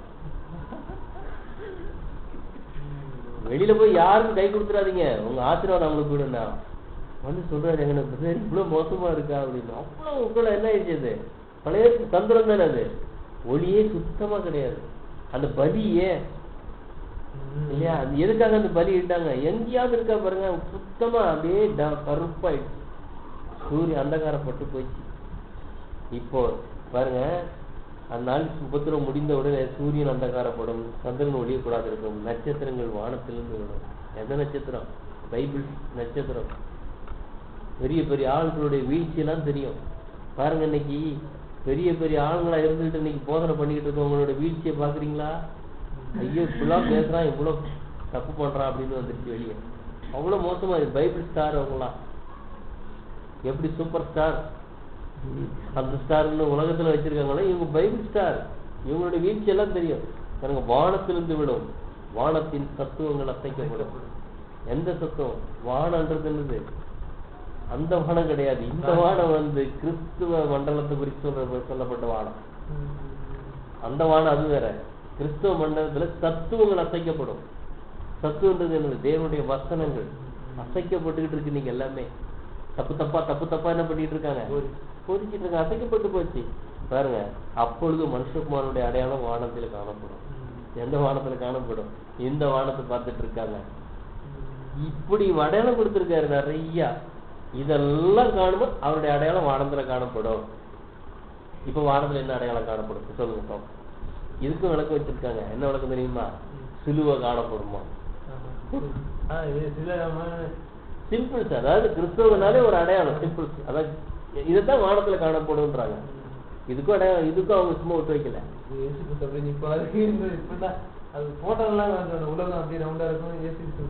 அப்படி போய் நிக்கிறது, அந்த மாதிரி எல்லாம் கற்பனை பண்ண நிறைய பிக்சர்ஸ் எல்லாம் கொண்டு வந்துட்டாங்க அவங்க. அப்போ வல்லமையோட, அப்பொழுது மனுஷகுமாரன் வல்லமையோடு மிகுந்த மகிமையோட வானத்தின் மேகங்கள் மேல் வருவதை பூமியில் உள்ள சகல கோத்திரத்தாரும் கண்டு புலம்புவார்கள். அவரை பார்த்துட்டு ஐயோ ஐயோ ஐயோன்னு புலம்புவாங்களா? என்ன பிரதர், இவர் தான் தேவகுமார்னு தெரிஞ்சு போக பார்த்தாச்சுன்னா ஏன் புலம்போனவங்க? பூமியின் கோத்திரத்தார் எல்லாரும் கண்டு புலம்புவாங்க. சகல கோத்திரத்தார்னா எல்லா கோத்திரத்தாரும் புலம்புவாங்க இல்லையா? அப்போ புலம்புறாங்களான்னு பாருங்க. இன்னைக்கு இது இந்த தீர்க்க தரிசனம் நிறைவேறிக்கிட்டு இருக்கு. புலம்பிக்கிட்டு இருக்காங்க இன்னைக்கு. அடுத்து பாருங்க, எக்கால சத்தத்தோட அவர் தம்ம தூதர்களை அனுப்புவார். இது நெக்ஸ்ட். இதுவும் நடந்துகிட்டு இருக்கு இன்னைக்கு. இந்த வருஷத்துல நான் பெரிய விளக்கம் கொடுக்குறேன். நான் என்ன, நம்ம இந்த கான்செப்ட்ல போயிடலாம். எல்லாத்துக்கும் அர்த்தம் இருக்கு. அது இன்னொரு நாளைக்கு கொடுக்கலாம். இந்த கான்செப்ட்ல முடிச்சுட்டு அதுக்கப்புறம் கொடுக்கலாம். என்ன நிறைய காரியங்கள் இருக்குது அதுல. அடுத்தது, இதெல்லாம் காணும் போது அத்தி மரத்துல ஒரு ஓமையை கற்றுக்கொள்ளுங்க. குளிர் விடும் போது அவர் வாசல் அருகே வந்திருக்காரு என்று அறிந்து கொள்ளுங்க. பாருங்கன்னு சொல்ல, அறிந்து கொள்ளுங்கன்னு தான் சொல்லியிருக்கேன். அது தெரியுங்களே? அதை இதை எடுத்து பாருங்க. லூக்கா 21 நல்லா கிளியர் பண்ணிடலாம். லூக்கா 21 அதிகாரம்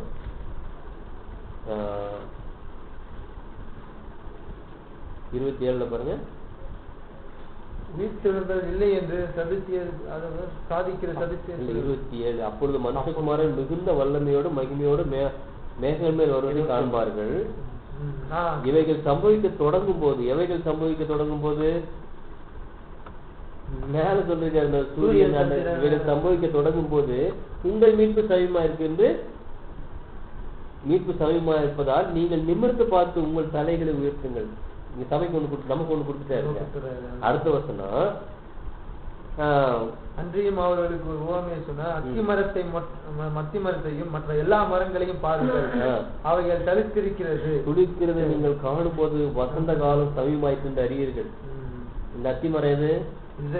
இஸ்ரேல் இல்லையா? இஸ்ரேல் எப்ப துளிர் விட்டது? எப்போ ஒரு தேசமானது? எப்ப சுதந்திரம் கிடைச்சது? 47 இல்லையா? 1947 அந்த டைம்ல கிட்டத்தட்ட 199 நாடு சுதந்திரம் அடைஞ்சிருக்கு. 47 48. இந்தியா இப்போ 48. அந்த 47 48லயே 99 நாடு சுதந்திரம் அடைஞ்சிருக்கு. அதான் சொல்ற, அத்தி மரத்தையும் மற்ற எல்லா மரத்தையும் பாருங்க. எல்லா நாட்டையும் நீங்க பாருங்க. துளிர் விடுதுன்னா அது சுதந்திரமா என்ன பண்ணுது? துளிர் விடுது. அதுதான் சொல்றாரு, துளிர்க்கிறது நீங்கள் காணும் போது வசந்த காலம் சமீபமாயிற்று அறியீர்கள். வசந்த காலம் தேவனுடைய ராஜ்யம் கிட்ட வந்துருச்சுன்னு அறிவீங்க. அப்படியே இவைகள் சம்பவிக்கிறது நீங்கள் காணும் போது தேவனுடைய ராஜ்யம் சமீபமாயிற்று என்று அறியுங்கள். இன்னொரு வசனம் சொல்றாரு, அப்படி இவங்களை காணும்போது அவர் வாசல் இருக்க வந்திருக்காரு அறிந்து கொள்ளுங்கன்னு ஒரு வசனம் இருக்கு பாருங்களேன்.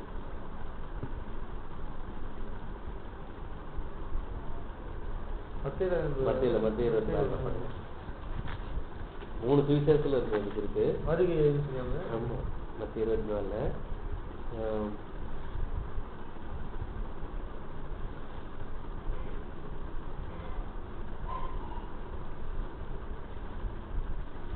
மார்க்ல பாத்துருமா?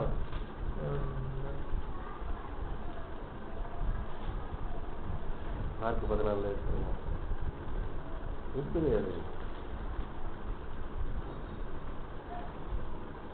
மார்க் 13 பாருங்க, வாங்க இன்னும் வாங்க. மார்க் 13 28 வாசிங்க. மார்க் 13:28. அத்தி மரத்தினால் ஒரு உவமையை கற்றுக்கொள்ளுங்கள். அதிலே இளங்கிளை தோன்றி துளிர் விடும்போது வசந்த காலம் சமீபமாயிற்று என்று அறிவீங்க இல்லையா? அடுத்த வசனம். அப்படியே இவைகள் சம்பவிக்கிறதை நீங்கள் காணும் போது அவர் சமீபமாய் வாசல் அருகே வந்திருக்கிறார் என்று அறிவீங்கள். எல்லாம் நீங்க காணும் போது அவர் வாசல் அருகே வந்திருக்காரு, நீங்க அறிந்து கொள்ளுங்க. அடையாளம் இதுதான். இதெல்லாம் நீங்க காணும் போது சரிங்களா? சரி, அடுத்தது எல்லாரும் காணும்படி அவர் வருவாரா அப்படிங்கிறது இன்னொரு விதமா நம்ம பார்க்கலாம். வெளிப்படுத்தல் 3:3 வாசிக்கலாம். வெளிப்படுத்தல் 3ஆம் அதிகாரம் 3ஆம் வசனம். ஆகியால் நீ கேட்டு பெற்றுக்கொண்ட வகையை நினைவு கூர்ந்து அதை கை கொண்டு மனம் திரும்பு. நீ விழித்திராவிட்டால் திருடனை போல் உன்மேல் வருவேன். நான் உன்மேல் வரும் வேலையை அறியாதிருப்பாய். இப்போ இயேசு கிறிஸ்துவோட வருகை இன்னொரு விதமாக சொல்றாரு. எப்படி வருவாரா? திருடனை போல வருவேன்னு சொல்றாரு. இப்ப கொஞ்சம் யோசிச்சு பாருங்க, திருடன் எப்போ வருவாரு? எல்லாருக்கும் பிரசங்கம் பண்ணி எல்லாருக்கும் தெரிய வருவாரா திருடன்? பாருங்க, ஏன்னா இது நல்ல சீக்கிரட்டா கொடுத்திருக்கிறாரு. ஒரு இடத்துல மட்டும் கிடையாது. பாருங்க, இன்னும் பாருங்க, மத்திய 24 43 44 வாசிங்க. 43 மத்திய 24 43 44. திருடன் இன்ன ஜாமத்தில் வருவான் என்று வீட்டை ஜமான் அறிந்திருந்தால் அவன் விழித்திருந்து தன் வீட்டை கண்ணமிட விட்டான் என்று அறிவீர்கள். நீங்கள் நினையாத நாளிகையில் மனுஷகுமாரன் வருவார். ஆதலால் நீங்கள் ஆயத்தமா இருங்கள். திருடன் இந்த ஜாமத்துல வருவான்னு தெரிஞ்சா வீட்டு எஜமான் என்ன பண்ணுவாருன்னா விழிச்சிருப்பார். அப்ப நம்மள விழிச்சிருங்கன்னு சொல்லியிருக்காரா இல்லையா? விழிச்சிருந்தா யார பார்த்துலாம்? பார்த்துடலாம். திருடன் வர்றத எல்லாரும் நல்லா தூங்கிட்டு இருக்கும்போது திருடன் வந்து என்ன பண்ணுவாரு? தேவையான பொருள் எல்லாம் எடுத்துட்டு வருவாரா? இல்ல அந்த வீட்டுல கிடக்க பழைய குப்பையெல்லாம் எடுத்துட்டு போவாரா? எங்க வந்து கை வைப்பாரு? டைட்டா போவாரு. அங்க பீரோ திறந்து இருக்க நல்ல பொருள்லாம் எங்க வைப்பாங்கன்னு எல்லாருக்கும் தெரியும் இல்லையா?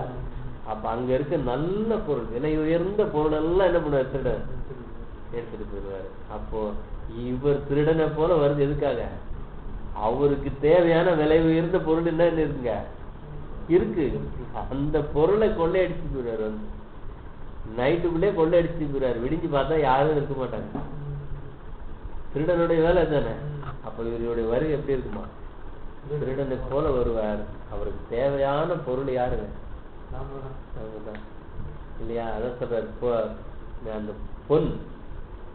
பொண்ணை போல சொல்லிக்குது இல்லையா? அந்த பொண்ணை போல இருக்கவங்க எல்லாம் என்ன பண்ணுவாரு? வந்து எடுத்துட்டு போயிடுறாரு. அவர் எடுத்துட்டு போயிடுறாரு. அவர் வேலைக்கு கொண்டு போய் இன்னைக்கு வரைக்கும் அதான் செஞ்சுக்கிட்டு இருக்காரு இல்லையா? ஆனா யார் கண்டுபிடிக்க முடியாது? தூங்குறவங்க, நல்லா தூங்குறவங்க பொருள் எடுத்துட்டு போறதை கண்டுபிடிக்க முடியாது. இன்னைக்கு நான் அப்படியே நேச்சுரல் நடக்குது. தெசலோனிக்கேயர் புத்தகத்தை எடுங்க. 1 தெசலோனிக்கேயர் 5ஆம் அதிகாரம் 1-2 வசனம் வாசிக்கணும்.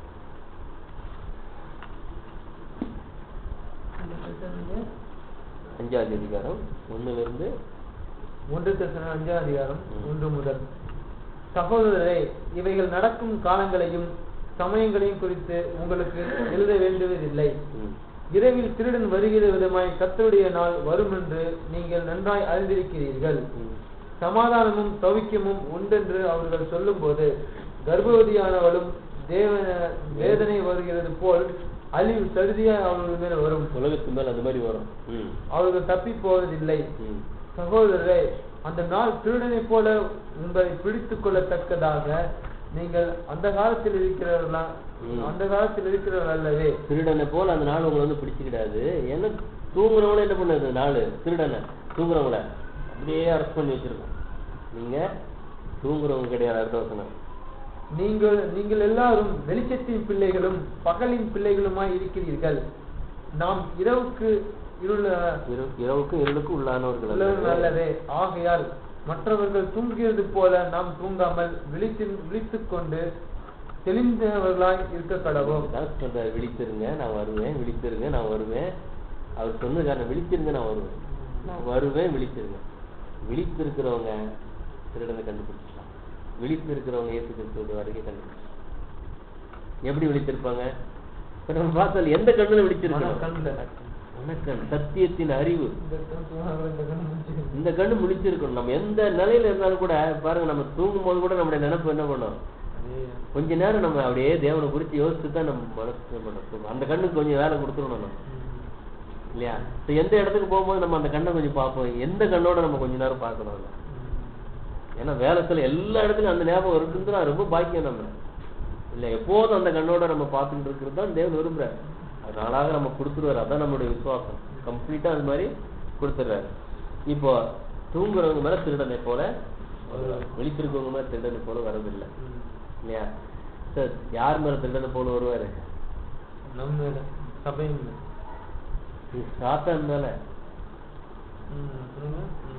சாத்தான் மேல திருடனை போல வருவாரு. வந்து என்ன பண்ணணும்?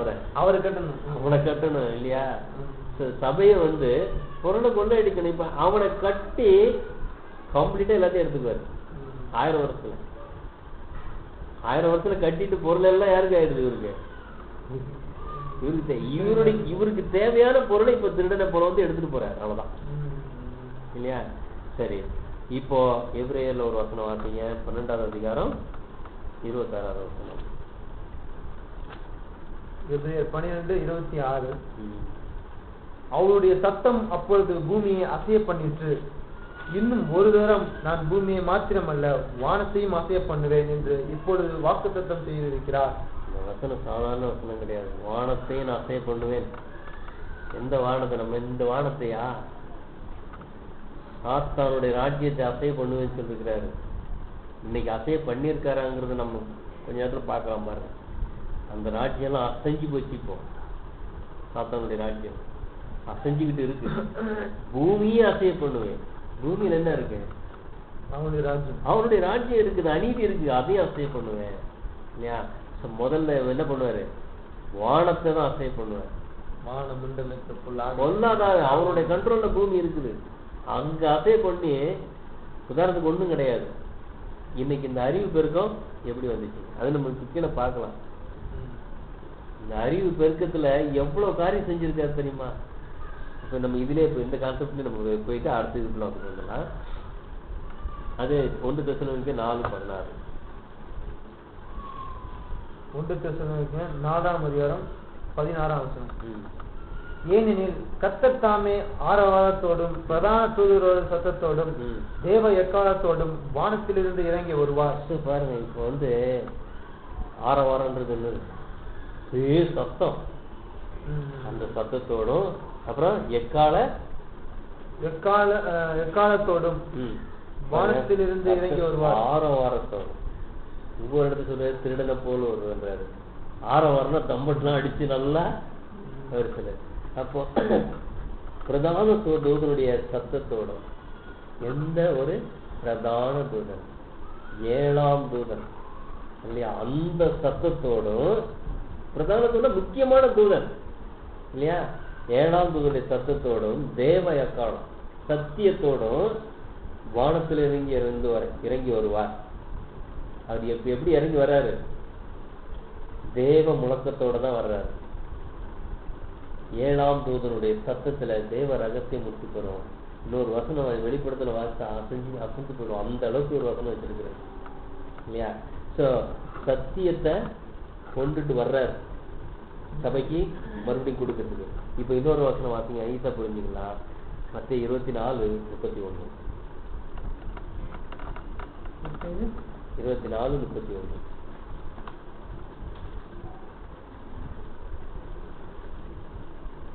வலுமாய் தொனிக்கும் எக்கால சத்தத்தோடு அவர் தமது தூதர்களை அனுப்புவார். அவன் அந்த வலுவாய் தொனிக்குன்றது கிடையாது, எக்கால சத்தத்தோடு அவர் தமது தூதர்களை அனுப்புவார். இப்ப நம்ம நினைச்சலாம், எந்த தூதரை அனுப்புவார்? வலுவாய் தொனிக்குன்னு இல்லையா, அது கிடையாது. ஆமா, எக்கால சத்தத்தோட அவர் தமது தூதர்களை அனுப்புவார். எக்கால சத்தம் எதுக்கு எப்படி தெரியுமா?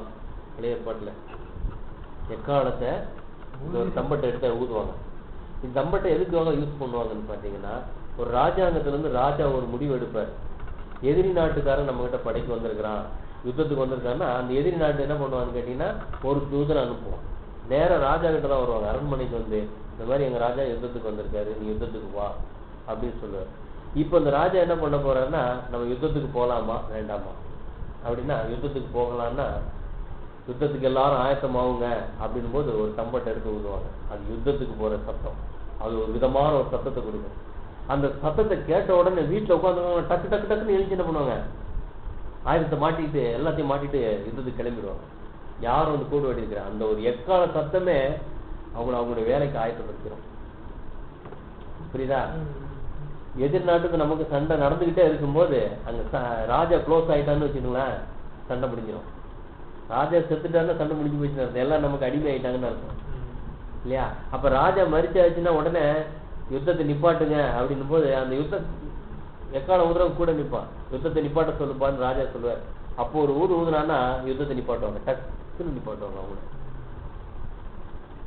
நிறைய ஜனங்க வர்றாங்க, யுத்தத்துக்கு பின்வாங்குங்க அப்படின்னா அந்த சவுண்டை கேட்ட உடனே யுத்தத்துக்கு பின்வாங்கிடுவாங்க. யாரும் சொல்ல வேண்டியிருக்காங்க, சத்தமே அவங்களுக்கு அந்த இது அந்த அளவுக்கு பயிற்சி கொடுத்து வச்சிருப்பாங்க. இப்போ வலுவாய் தொனிக்கு எக்கால, அதாவது எக்கால சத்தம் அப்படின்னு இங்கேயே அதை யூஸ் பண்றாரு. இங்க எதுக்கு யூஸ் பண்றாரு? தேவனுடைய ராஜ்யம் சமீபமாயிட்டு உங்களுடைய அழைப்புக்கு நீங்க வாங்க, ட்ரெஸ் போட்டுக்கிடுங்க, போட்டுட்டீங்க வாங்க அப்படி அதுதான் வருது. அந்த ஆயத்த அழைப்பு தான் சரிங்களா? அந்த சத்தத்தோட அவர் தமது தூதர்களை அனுப்புவார். இப்ப தூதர் யாருன்னு நம்ம கொஞ்சம் பார்க்கணும் இல்லையா? தூதர்னோட நம்ம என்ன நினைச்சிருக்காங்க எல்லாரும், ரெக்க வச்சுக்கிட்டு அந்த தூதர் அவர்தான் பிக்சர் போட்டிருப்பாங்க இல்லையா? தூதர் யாருன்னு வாசிக்க ஒரு வாசம் மல்கியா 2:7 வாசிங்க. மல்கியா 2ஆம் அதிகாரம் 7ஆம் வசனம். ஆசாரியனுடைய உதடுகள் அறிவை காக்க வேண்டும், வேதத்தை அவன் வாயிலே தேடுவார்களே. அவன் சேனைகளுடைய கர்த்தரின் தூதன். யார் தூதன்? ஆசாரியன் தேவனுடைய தூதனா? அவன் தேவனுடைய வார்த்தையை அவன் வாயில கேட்பாங்க. அவன் சேனைகளின் கர்த்தருடைய தூதன். தேவ வார்த்தையை சொல்லுகிறவர் தான் தூதன். புரியுதா? தூதர்களை அனுப்புவார்னா தூதர் யாரு? தேவனுடைய வார்த்தையை சொல்லுகிறவர் தான் தூதர். நீங்க போய் இன்னொருத்தர் சொன்னா நீங்க தூதர். தேவனுடைய தூது நம்ம தானே ஏற்படுறோம், ஒருத்தருக்கு ஒருத்தர் பறைசாற்றுறோம்ல. இதே மாதிரி பாருங்க, எக்கால வேலை எப்படி நடக்கும். இப்ப நம்ம 60 லட்சம் ஜனங்கள் அவங்க கிட்டத்தட்ட நம்ம கணக்கு வச்சிருக்கலாம். நம்ம தமிழ்நாடு மெட்ராஸ் சிட்டி ஃபுல்லா இருக்க எவ்வளவு ஜனத்துக்கு ஒரு எக்கால ஊதுனா எல்லாரும் கேட்டுருமா? என்ன பண்ணுவாங்க தெரியுமா? இங்க இருந்து ஒரு 1 கிலோமீட்டருக்கு ஒரு ஆள் நிப்பாட்டு இருப்பாங்க, அங்கிருந்து ஒரு 1 கிலோமீட்டருக்கு ஒரு ஆள் நிப்பாட்டுவாங்க. இவங்க ஊதுனோன்னா இதே சத்தத்தை எடுத்து அவர் ஊதுவார், அங்க இருக்க ஒரு ஊதுவார், அப்படியே எல்லாருக்கும் போய் சேரணும். புரியுதுங்களா? அதுதான் சத்தியம். இந்த சத்தியம் எங்க ஸ்டார்ட் ஆனது தெரியுமா? 7ஆம் தூதருடைய எக்கால துணி எங்க ஸ்டார்ட் ஆச்சு தெரியுமா? அமெரிக்க தேசமா. ஸ்டார்டிங்கே அங்கதான். ஏன்னா அங்கதான் அறுவடை ஸ்டார்ட் ஆனது அந்த தேசம் தானே. ஏன்னா நம்ம 7ஆம் தூதரை யூஸ் பண்ணவரே அவர் அந்த நாட்டுல உள்ளவர் தான். அவர் மூலமா ஊதப்பட்ட இந்த சத்தியம் ஒவ்வொரு இடமும் என்ன பண்ணுது, அப்படியே போய்கிட்டு இருக்கு. இன்னைக்கு எங்கெங்கெல்லாம் இருக்கணும் பாத்தீங்கன்னா, முஸ்லிம்ஸ் நாட்டுல கூட இருக்காங்களா பைபிள் ஸ்டூடெண்ட் கொஞ்சம் பேர். கேள்விப்பட்ட ரொம்ப சந்தோஷமா இருந்துச்சு. இது எவ்வளவு பெரிய ஒரு காரியம். அங்க கூட ஒரு அழைப்பு, அங்க இருந்து 2 பேரை எத்தனையோ பேரை எடுத்திருக்காரு தேவன். முஸ்லிம்ஸ் வந்து கூட இல்லையா? ஸோ இந்த எக்காலம் என்ன பண்ணுது, அப்படியே மாறி மாறி ஊதி ஊதி போய்கிட்டு இருக்கு இல்லையா? நமக்கு ஒருத்தர் வச்சு பீச்சுக்கு இதில் வச்சு ஊதுனாரு இல்லையா? நமக்கு அதை கேட்கட்டும். அப்படி ஒவ்வொருத்தரா அந்த மாறி மாறி அந்த ஊதுற வேலை தான் இல்லையா? அப்படி ஊதும் போது அனுப்புவார், தூதர்களை அனுப்புவார். அவர்கள் அவரால் தெரிந்து கொள்ளப்பட்டவர்கள். எப்ப தெரிந்து கொள்ளப்பட்டவர்கள்? உலக தோற்றத்துக்கு முன்னதாகவே முன்குறித்து தெரிந்து கொள்ளப்பட்டவர்களை என்ன பண்ணுவாரா? வானத்தின் ஒரு முனை முதற்கொண்டு, எந்த வானங்கிறது என்னது? கிறிஸ்தவ மண்டலம் இல்லையா? வானத்தின் ஒரு முனை முதற்கொண்டு மறுமுனை முதற்கொண்டு எல்லா சபைகள்ல இருந்து கூட்டி சேர்ப்பான். அங்கங்க அங்கங்க இருக்கிறது ஒன்னொன்னா எடுத்து எடுத்து என்ன பண்ணுவார்? ஒரே இடத்துல கூட்டி சேர்ப்பான். இந்த வேலை இன்னைக்கு நடந்துச்சு. அது சொல்லியா, அந்த கண் கொண்டு நம்ம பார்க்கும்போது நம்ம கூட இங்கதான் இருந்து வந்திருக்கோம். அங்க இருந்தா கூட்டி சேர்த்து உட்கார வச்சிருக்கிறாரு. இந்த வேலைய செஞ்சுக்கிட்டு இருக்காரு. சரி, அவர் வரும் சமயம் அப்படின்னு பார்க்கும்போது அவர் தூதர் சீசருக்கு அவர்கிட்ட போய் கேட்கிறாங்க, நீங்க எப்போ வருவீங்க அப்படின்னு சொல்லும் போது இயேசு கிறிஸ்து அது என்ன சொல்றாருன்னு கேட்டீங்கன்னா, ஒரு வார்த்தை, அந்த நாளை ஒருவனும் அறியார். ஒரு வாசம் வாசிங்க, மார்க்கு 13வது அதிகாரம் 32, 33 வாசிங்க. மார்க்கு 13, 32, 33.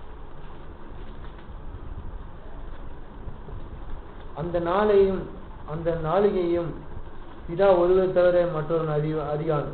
ஒரு லோகத்தில் உள்ள தூதர்களும் அறியார்கள். எந்த நாள்? அவருடைய வருகை நாள் யாருக்கும் தெரியாதா இல்லையா? குமாரனும் அறியார். குமாரனும் அறியார். இப்ப இயேசு கிறிஸ்துக்கும் தெரியாதா? நிச்சயமா அப்ப தெரியாது. அப்ப தெரியாது. ஆனா எப்ப தெரியும்? மரித்து உயிர்த்தெழுந்து பரலோகத்துக்கு போனோடனே பிதா என்ன பண்ண? எல்லாத்தையும் அவர்கிட்ட கொடுத்து தெரியும். அப்பவே வெளிப்படுத்தல் புத்தகத்துல எழுதியாச்சு எல்லாமே. அவர் வருகை எல்லாம் கம்ப்ளீட்டா கொடுத்துட்டாரு. சொல்லிட்டாரு, இதோ வருவேன், அதிகாரமா சொல்லிட்டாரு, இப்படி வருவேன்னு சொல்லிட்டாரு அங்கேயே வெளிப்படுத்தல் புத்தகத்துல இல்லையா? அப்போ தெரியாது, ஆனா அவரு வர்றது எல்லாமே தெரியும். சரி, இப்போ அவர் வரும்போது இன்னொரு அடையாளம் என்ன அப்படின்னு பார்க்கும்போது இது பழைய ஏற்பாடுல போய் பார்க்கலாம். தானியேல் 12வது அதிகாரம் 1வது வசனம்.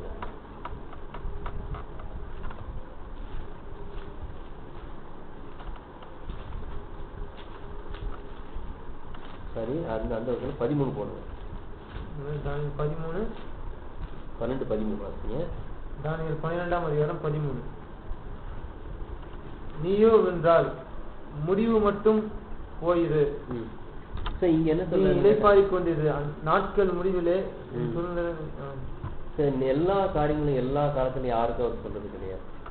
இதே காரியத்தை போய் சீசருக்கு போய் இயேசு கிறிஸ்து கேட்கிறாரு, இஸ்ரேல் ராஜ்யம் விழுந்து போச்சு, இப்போ அந்த ராஜ்யத்தை இஸ்ரேலுக்கு கொடுப்பீங்களா அப்படின்னு கேட்கும்போது அவங்களுக்கு என்ன பதில் சொன்னாரு தெரியுமா? அந்தந்த காலத்துக்குரிய தான் கரெக்டா சொல்லுவாரு. வர்ற காலத்தை அன்னைக்கே வெளிப்படுத்த மாட்டார். பாருங்க, சீசருடைய காலத்திலேயே நான் இவ்வளவு நாள் கழிச்சு வருவேன்னு அங்க சொல்லவே மாட்டாரு. ஏன்னா சொல்ல என்ன பண்ணுவாங்க அவங்க? அது வேலையே செய்ய மாட்டாங்க. ஐயா இவ்வளவு நாள் வருமா? நாம தான் இப்போ கொஞ்ச நாள் மறிக்க போறோம்னு 2000 வருது ஆமாப்பா அவர் வர்றதுக்கு ஒரு வேலையும் செய்ய மாட்டாங்க. இயேசு கிறிஸ்துவோட வருகைய அப்போஸ்தலர்கள் எதிர்பார்த்துருந்தாங்க. மாரநாதா சீக்கிரம் வாங்க கூப்பிட்டுக்கிட்டு இருந்தாங்க. அவரே அந்த கிபி 70க்கு முன்னாலே அவருடைய வருகை அவ்வளவு எதிர்பார்த்தாங்க. இதனாலதான் சீசருக்கு போய் கேட்கறாங்க, அப்போஸ்தலர் 1:6 வாசிங்க, நீங்க எப்போ வருவீங்க? அப்போஸ்தலர் 1:6. அப்பொழுது கூடி வந்திருந்தவர்கள் அவரை நோக்கி, ஆண்டவரே, இக்காலத்திலே ராஜ்யத்தை இஸ்ரவேலுக்கு திரும்ப கொடுப்பீர் என்று கேட்டார்கள். அதற்கு அவர், பிதாவானவர் தம்முடைய ஆதீனத்திலே மனசுல வைத்திருக்கிற காலங்களையும் வேலைகளையும் அறிகிறது உங்களுக்கு அடுத்ததல்ல. எந்த காலத்துல சொன்ன தெரியுமா? யூத யுக காலம் முடிவு காலத்துல சொன்னார். கிறிஸ்தவ யுகம் கிபி 70ல இந்த யூதர்கள் முழுவதும் சிதறடிக்கப்பட்டு போயிட்டாங்க தேசத்துக்கு. அவங்க எப்ப ராஜ்யத்தை கொடுத்திருக்காரு?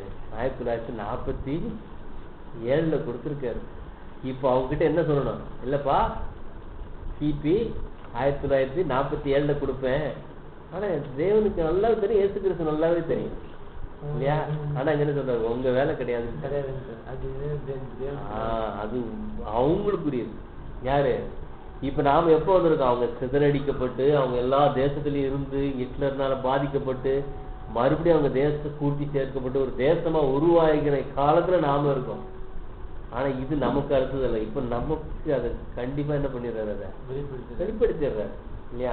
இப்ப தானியேல வாசித்தோம், நீ போய் ரெஸ்ட் எடுப்பாரு. தானியேல் கேட்கிறாரு, என்னப்பா இது, நான் எவ்வளவு காரியங்களை காட்டுறீங்களே, ஒரு தூதனா ஆத்துக்கு அந்த பக்கம் ஒரு காலை வச்சிருக்கிறாரு, ஆத்துக்கு இந்த பக்கம் ஒரு காலை வச்சு நின்றுட்டு இருக்கிறாரு.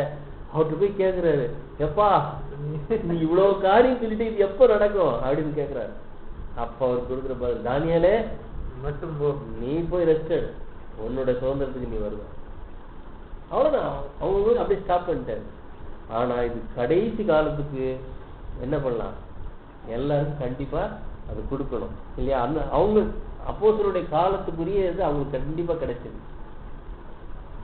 ஆனா கடைசி காலத்துக்குரியது கடைசி காலத்துக்குரியதான் இல்லையா? இப்போ பாருங்க, அவருடைய அடையாளம் நமக்கு கொடுத்திருக்காரா இல்லையா?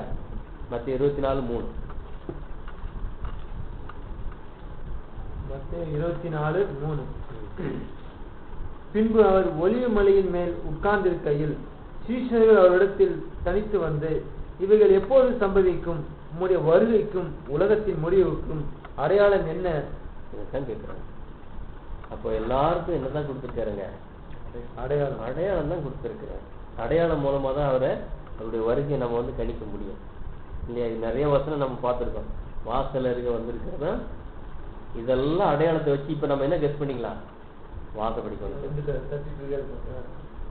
இது நடக்கிறதுக்கு முன்னால என்ன பண்ண முடியாது. அப்போ ஐயோ இன்னும் இதெல்லாம் நடக்கலையே அப்படின்னு ஒரு வரலாம்.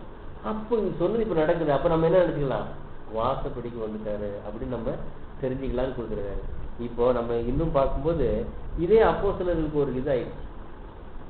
அப்போஸ்தலர் பவுல் வந்து அவர் வருகை கரெக்டா சொல்லிக்கிட்டு வந்தவரு 2 தெசலோனிக்கர் வரும்போது அவருக்கு அதுக்குள்ள ஒரு காலம் கடந்த உடனே அவருடைய வருகைக்கு முன்ன இன்னொரு காரியம் நடக்க வேண்டியது இருக்குதுன்னு தெரிஞ்சிச்சு. முதல் புத்தகத்துல எழுதினார்ல எப்படி 1 தெசலோனிக்கர்ல, 2 தெசலோனிக்கர் எழுதும் போது அவருக்கு இன்னும் சில காரியங்களை பழைய ஏற்பாடுல படிச்சு தெரிஞ்சுக்கிட்டார். அவருடைய வருகைக்கு முன்னால அந்தி கிறிஸ்து வரணுங்கிறதையும் தெரிஞ்சுக்கிட்டார் இல்லையா? இப்ப நாங்க வாசிங்க, அதுதான் நம்ம இப்ப மத்திய 24:4 வாசிச்சிருங்க. 10ல இயேசு அவருக்கு பிரயுக்தமாக, ஒருவனும் உங்களை வஞ்சிக்காதபடிக்கு எச்சரிக்கையா இருங்கள். ஃபர்ஸ்ட் நீங்க வஞ்சிக்கப்பட்டுறாதீங்க, ஏன்னா வஞ்சிக்கிறவங்க வருவாங்கிறத அங்க கொடுத்துட்டாரு. இப்போ அதே 2 தெசலோனிக்கர்ல 2வது அதிகாரம் 1-3 வரைக்கும் வாசிங்க. 2 தெசலோனிக்கர் 2வது அதிகாரம் 1-3 வரைக்கும் வாசிங்க.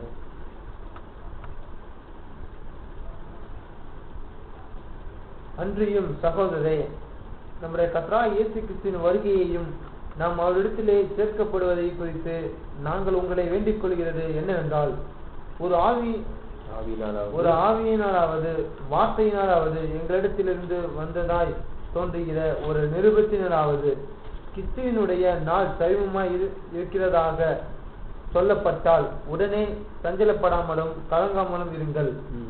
எவ்விதத்தினாலும் ஒருவனும் உங்களை மோசம் போகாதபடிக்கு எச்சரிக்கையா இருங்கள்.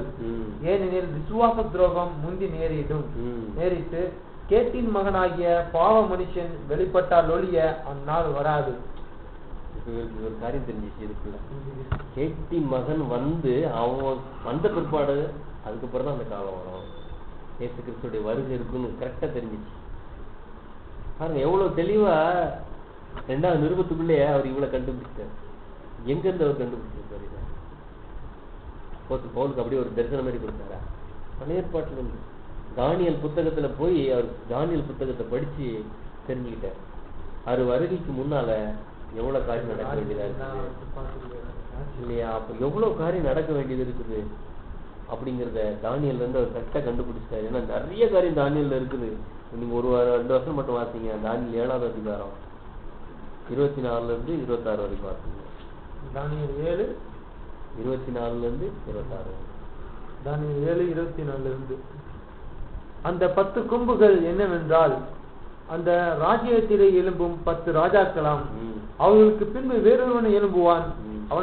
அவன் முந்தினவனை பார்க்கிலும் வேறாயிருந்து 3 ராஜாக்களை தாழ்த்தி போட்டு உன்னதமானவருக்கு விரோதமாக வார்த்தைகளை பேசி உன்னதமானவருடைய பரிசுத்தவான்களை ஒடுக்கி காலங்களையும் பிரமாணங்களையும் மாற்ற நினைப்பான். அவர்கள் ஒரு காலமும் காலங்களும் அரை காலங்களும் சொல்லும் மட்டும் அவன் கையில் ஒப்பு கொடுக்கப்படுவார்கள். தெளிவா இது படிச்சுட்டாரு, தெரிஞ்சுட்டாரு. ஆனாலும் நியாய சங்கம் உட்காரும். பாருங்க, ஒரு காலம், காலங்கள், அரை காலம், கொஞ்சம் காலம் இருக்குது. இது வரைக்கும் பரிசுத்தவான்கள் அவங்க கையில ஒப்பு கொடுக்கப்படுவாங்க அப்படி படிச்சு தெரிஞ்சுட்டாரு. ஆனாலும் நியாயசங்கம் உட்காரும். அப்பொழுது முடிவு பரியந்தம் அவனை சங்கரிக்கும்படியாகவும் அழிக்கும்படியாகவும் அவனுடைய ஆளுகை நீக்கி போடுவார்கள். வானத்தின் அவனுடைய ஆளுகை நீக்கி போட போறாங்க. ஆனா ஒரு காலம் வரப்போகுது, ஜனங்க அவனுடைய கீழே பரிசுத்தவான்கள் எடுக்க போறாங்க, நொறுக்கப்பட போறாங்கிறது அப்போ புரிஞ்சு 2வது எழுதிட்டார். புரியுங்களா? அந்த காரியம் சொல்றது புரியுதா? அந்த கிறிஸ்து வர வேண்டியிருக்கு. அதாவது மனுஷன் தன்னைத்தானே உயர்த்தி கொள்றவங்க வருவாங்க இல்லையா? இதன் மத்தியில இருந்து தான் அவர் சபை எடுக்க வேண்டியதா இருந்துச்சு. அவங்களுக்கு ஒரு காலம் கொடுத்தாரு மனுஷர்களுடைய கையில. அப்போ ஆனா அது எப்போதும் அது இருக்க போறது இல்லை. நியாயசங்கம் கண்டிப்பா உட்காரும். நீங்க அடுத்த வசனம் வாசிச்சீங்கன்னா, வானத்தின் கீழிருந்து இருக்கிற ராஜ்யங்களும் ராஜரீகமும் ஆளுகையும் மகத்துவமும் உன்னதமானவருடைய பரிசுத்தவான்களாகி ஜனங்களுக்கு கொடுக்கப்படும். தெரிஞ்சிச்சு, நமக்கு தான் கொடுக்கப்பட போகுது. ஆனா அதுக்கு முன்னால ஒரு காலம் வரப்போகுதுன்னு அப்போ தெரிஞ்சுக்கிட்டேன். ஆனா நாம எந்த காலத்துல இருக்கோம்? அந்த கிறிஸ்துலாம் கடைசி காலத்துல நாம இருக்கிறோம். இப்ப எப்படி அந்த கிறிஸ்துலாம் இப்ப இல்லாம போனாங்க இல்லையா? அவங்களுக்கு ஏன் எப்படி பவர் இல்லாம போச்சு? அதெல்லாம் நம்ம வசனத்தோட பார்க்கலாம் இல்லையா? இன்னும் 2 நிமிஷம் பார்க்கல. ஏன்னா டைம் கிட்டத்தட்ட 4-5 மணி நேரம் எடுக்கிற ஒரு பாடம். எங்களுக்கு கிட்டத்தட்ட 7 மணி நேரம் எடுத்தாரு. 3 பாட்டு. ஆமா, இப்ப எடுத்ததே இன்னும் 1 hour போகும். அந்த அளவுக்கு பெரிய சப்ஜெக்ட் தான் அதெல்லாம். பாருங்க, இன்னொரு காரியத்தை பார்க்கலாம். இப்போ ஏமாற்றுறவங்க வருவாங்க கண்டிப்பா அப்படின்னு அந்த கிறிஸ்துவ தெரிஞ்சுட்டாரு. இப்ப மத்திய 24-27 ஒரு வசனம் வாசிங்க. மத்திய 24-27. மின்னல் கிழக்கில் இருந்து தோன்றி மேற்கு வரைக்கும் பிரகாசிக்கிறது போல மனுஷகுமாரனுடைய வருகை இருக்கும். பாருங்க, மின்னலை போல இருக்குங்க. சரி, மின்னல் போலதானே இருக்குன்னு சொல்றாரு. அது என்ன கிழக்குல இருந்து தோன்றி மேற்கு வரைக்கும் போறது போல? மின்னலா கிழக்குல இருந்து மேற்குக்கு போகுது? சூரியன் தானே போகுது கிழக்குல இருந்து மேற்கு போறது. ஆக்சுவலா அந்த வார்த்தை சூரியன் தான். ஏன் சூரியன் கிழக்குல இருந்து மேற்குக்கு போறது போல மனுஷகுமாரனும் இருப்பார். அவருக்கு ஒரு நாள் ஒரு ஆட்சியத்தை கொடுக்க போறாரு இல்லையா? சூரியன் சொல்லப்பட்டிருக்கு அவரை இல்ல, நீதியின் சூரியன் வாசிச்சிருக்கோம் இல்லையா? மல்கியால வாசிங்க 4:2. மல்கியா 4:2. ஆனாலும் என் நாமத்துக்கு பயந்திருக்கிற உன்மேல் நீதியின் சூரியன் உதிக்கும், அதன் சேட்டைகளின் கீழே ஆரோக்கியம் இருக்கும். இயேசு கிறிஸ்துவுக்கு ஒரு பேரு நீதியின் சூரியன் இல்லையா?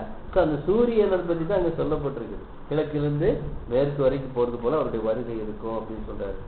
அடுத்தது சத்தியத்துல விழித்திருக்கிறவங்க அவரை கண்டுபிடிச்சிருக்கோன்னு சொல்லப்பட்டிருக்கு. இப்ப இயேசு கிறிஸ்து பூமிக்கு பிரசன்னமாக வர்றாரு. 2 தெசலோனிக்கேயர் 2வது அதிகாரம் 2வது வசனம். இந்த அந்தி கிறிஸ்துலாம் வந்ததுக்கு பிற்பாடு நடக்கிற ஒரு காரியம் இந்த 2:8 வாசிக்கும். 2:8 நீக்கப்படும் போது அந்த அந்தரகம் அக்கிரமக்காரன் வெளிப்படுவான். அவனை கர்த்தர் தம்முடைய வாயின் சுவாசத்தினாலே அழித்து தம்முடைய வருகையின் பிரகாசத்தினாலே நாசம் பண்ணுவார். அவருடைய ஆளுகை நீக்கி போடணும் இல்லையா? வருகையின் பிரசன்னத்தினாலே அவருடைய ஆளுகை நீக்கி போடுவார். இப்ப இயேசு கிறிஸ்துடைய வருகையின் பிரசன்னம் அப்படின்னும் போது வாசலருக்கு வந்திருக்கிறார் அப்படின்னா பூமிக்கு அவருடைய பிரசன்ஸ் வந்திருக்குது. சூரியனுடைய வெளிச்சமும் பட்டுருச்சு. அவர் சூரியன் இல்லையா? சூரியனுடைய வெளிச்சம் பூமிக்கு என்ன பண்றது? லைட்டா டச் பண்ணிடுச்சு. வந்திருக்கா இல்லையா அப்படிங்கிறத தானியேல் 12:1 வாசிங்க. இப்போ நாம இன்னொரு விதமா அடையாளத்துல நம்ம கண்டுபிடிக்க போறோம். 12:1. தானியேல் 12ஆம் அதிகாரம் 1ஆம் வசனம். உன் ஜனத்தின் புத்திரருக்காக நிற்கிற பெரிய அதிபதியாகிய மிகாவேல் அக்காலத்திலே எழும்புவான். யாதொரு ஜாதியாரும் தோன்றினது முதல் அக்காலம் மட்டும் உண்டாயிராத ஆபத்து காலம் வரும். அக்காலத்திலே புஸ்தகத்தில் எழுதியிருக்கிறவர்களாக காணப்படுகிற உன் ஜனங்கள் அனைவரும் விடுவிக்கப்படுவார்கள். மிகாயேல் எழும்புவார் இல்லையா? மிகாயேல், மிக்குனா தேவன், ஏழுனா தேவனுடைய சொரூபம். அவர் எழும்புவார். இந்த மிகாயல்ன்றது தேவனுடைய சொரூபம். தேவனுடைய சொரூபம் யாரு? இயேசு கிறிஸ்து. ஸோ அவர் எழும்பும்போது இன்னொரு காரியம் என்ன நடக்குமான்னு பார்த்தீங்கன்னா 4வது வசனம். தானியேலாகிய நீயோ வென்றால் முடிவு காலம் மட்டும் இந்த வார்த்தைகளை குறைப்பொருளாக வைத்து இந்த புஸ்தகத்தை முத்திரை போடு. அப்பொழுது அநேகர் இங்கும் அங்கும் ஓடி ஆராய்வார்கள், அறிவு பெருகி போம். அப்பொழுது இந்த மிகாயேல் எழும்பும் போது என்ன நடக்குமா? அறிவு பெருகி போகும். ஜனங்கள் இங்கும் அங்கும் ஓடி ஆராய்வார்கள், அறிவு பெருகி போகும். இப்போ ஒரு காரியம் தெரிஞ்சுக்கிடுங்க, அறிவு பெருகி இருக்கா இல்லையா? அறிவு பெருக்கம் எப்போ வந்துச்சு அப்படின்னு பார்த்தீங்கன்னா கிட்டத்தட்ட 18ஆம் நூற்றாண்டுலேயே அறிவு பெருக்கம் உண்டாயிடுச்சு. ஸோ கரண்ட் கண்டுபிடிச்சது இல்லையா? ஒவ்வொரு காரியங்களும் இன்னைக்கு கரண்ட்ல எவ்வளோ பெரிய ஒரு ஆசீர்வாதம் இல்லையா? நம்ம இந்த இடத்துல உட்காந்துருக்க இவ்வளோ நேரமா எவ்வளோ காரியங்களை பார்க்குறோம் இல்லையா? ஸோ கண்காடன்ஸ் புக், இந்த மாதிரி அநேக காரியங்கள் எல்லாம் எப்போ வர ஆரம்பிச்சு, ஜனங்கள் ஓடி ஆராய ஆரம்பிச்சாங்க இல்லையா? ஸோ இந்த ஒரு பிரசன்ஸில் தான் இந்த ஒரு வெளிச்சம் வந்தது. அவருடைய வருகையின் பிரசன்னம் இந்த பூமிக்கு வந்தாய். பிரசன்ஸ் என்ன வருது? அவருடைய வெளிச்சம், அவருடைய பிரசன்ஸ் போது பூமிக்கு என்ட்ரு ஆயிட்டாரு. புரியுதுங்களா? ஆனால் என்ட்ரு ஆயிருக்கிறாரா இல்லையா அப்படிங்கிறத நம்ம என்ன பண்ணலாம்? அடையாளத்து மூலமா நிறைய காரியம் தெரிஞ்சிக்கலாம். நம்ம சிம்பிளா ஒரு 2-3 வசனத்தை பார்த்து பார்க்கலாம். இன்னும் வர நேரத்தில் ரொம்ப தியானிக்கலாம். ஒரு வசனம் வாசிங்க, வெளிப்படுத்தல் 14:14.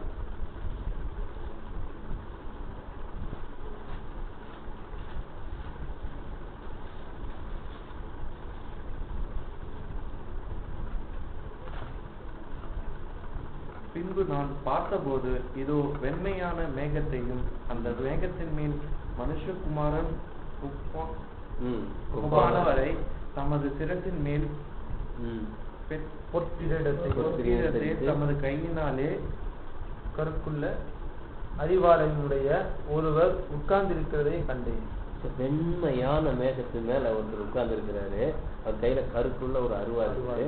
அப்போ ஒரு தூதர் கூப்பிட்டு பூமியின் வயிறு விழுந்திருக்குது, கை நீட்டி அறுத்து விடுங்க அப்படின்னு சொல்றாரு இல்லையா? அப்போ அவரு மென்மையான மேகத்துல வர்றாரு, பிரசன்ஸ் எப்படி வர்றாரு? கையில கருக்குள்ள அருவா எடுத்துட்டு வர்றாரு.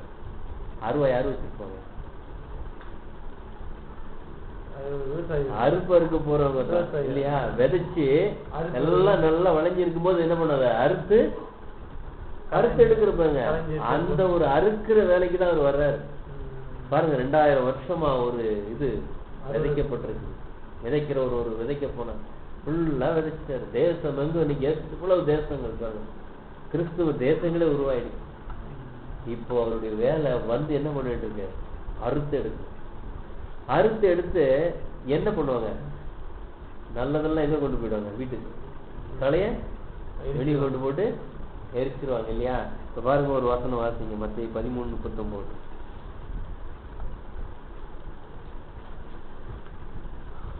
மத்தேயு 13:39.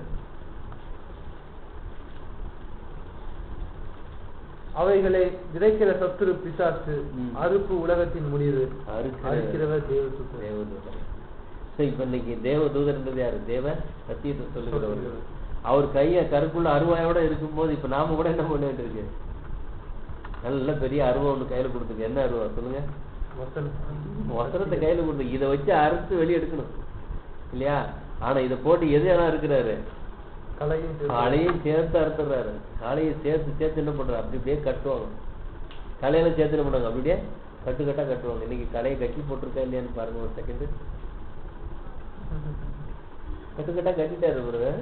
அந்த கட்டுக்குள்ளதான் இருப்பாங்க. என்ன கட்டுனா ஆட்சி, ஏசுன்னு ஒரு கட்டு, ஏஜின்னு ஒரு கட்டு, பெந்தகோஸ்துன்னு ஒரு கட்டு, கட்டுக்கட்டா கட்டி வச்சுட்டாரு.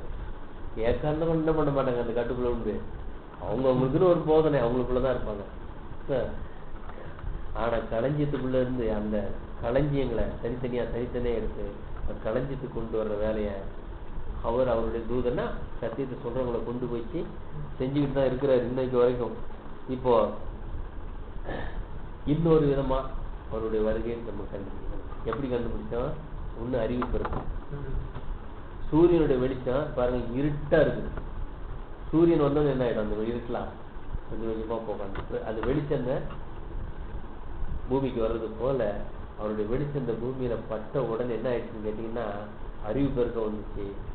ஸ்ட்ராங்கா என்ன ஆயிடுச்சு? இன்னைக்கு எல்லா மனுஷனும் திங்க் பண்ண ஆரம்பிக்கிறான் இல்லையா? யோசிக்க ஆரம்பிக்கிறான். எது சரி எது தப்புன்னு யோசிக்க ஆரம்பிக்கிறான். இப்ப இந்த அறிவு பெருக்கம் எங்க வரைக்கும் போயிருக்கு தெரியுமா? நான் டிவிலே பார்ப்பேன். டிவியை பத்தி சொல்ல நினைக்காதீங்க. நிஜம்னு ஒண்ணு போடுறான் பாருங்க.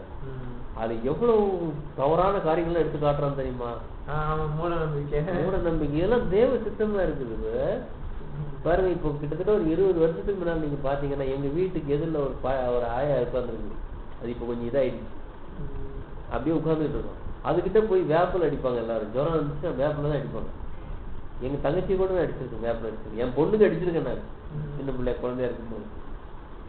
என்ன இன்னைக்கு யாராவது வேப்பில் அடிக்கிறாங்களா பாத்திருக்கீங்களா? இப்போ வேப்பில் அடிச்சா என்ன தெரியுமா? அந்த ஒரு மந்திரம் சொல்லி வேப்பில் அடிப்பாங்க. இப்ப நீங்க ஒண்ணுமே பண்ண வேணும்ன்றத நல்ல வேப்பிலை கரெக்டா எடுத்துக்கிட்டு ஜுரம் இருக்கிறவங்க நீங்க கொஞ்சம் நேரம் அடிச்சு பாருங்க, ஜுரம் விட்டுரும். என்ன சொல்லுங்க? அந்த காத்து பிரதர், அந்த காத்து சுத்தமா அந்த காத்து அந்த ஹீட்டெல்லாம் எடுத்துருக்கு. கண்டுபிடிச்சிட்டாங்க. அதெல்லாம் மூட நம்பிக்கை போய்கிட்டு இருக்கா. கொஞ்சம் கொஞ்சமா எடுத்துக்கிட்டே இருக்காரு பாருங்க. இன்னைக்கு எத்தனை பாத்தீங்கன்னா சமீபத்துல ஒரு காரியத்தை நீங்க பாத்தீங்கன்னா இந்த பெரிய தஞ்சை பெரிய கோயில் இருக்கு பாருங்க. அதுல வந்து பழைய ஓலைச்சுவடிகள்லாம் எழுதி வச்சிருக்குதுன்னு அது நிஜம் தான் எடுத்திருக்காங்க. போய் எனக்கு ஒருத்தர் சொன்ன ரொம்ப சந்தோஷமா இருந்துச்சு. அந்த ஓலைச்சுவடியில பழைய காரியங்கள்லாம் எழுதி வச்சிருக்குன்னு சொல்லிட்டு பார்த்துருக்குறாங்க.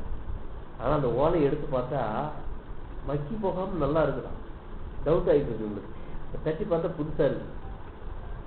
எடுத்து வச்சு பார்த்தா இவங்க என்ன பண்றாங்களா, எழுதி கொண்டு வச்சிருக்காங்களா. இவங்க இப்பதான் பண்ணிட்டு இருக்காங்களா.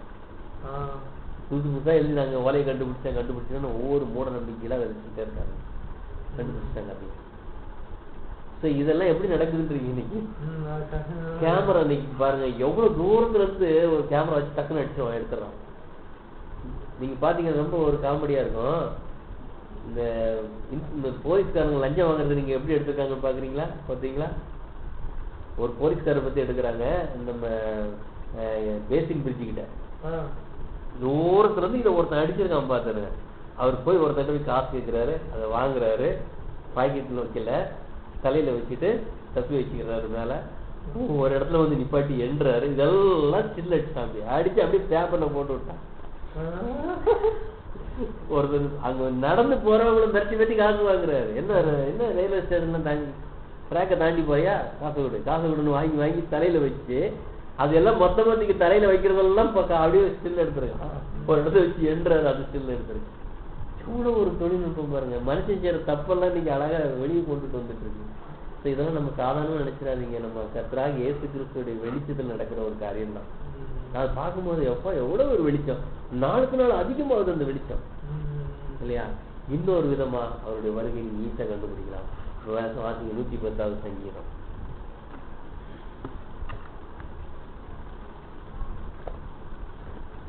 இது பாருங்க நேச்சரா இருக்கு. ஈஸியா கண்டு புரிஞ்சுக்கலாம் பாருங்க.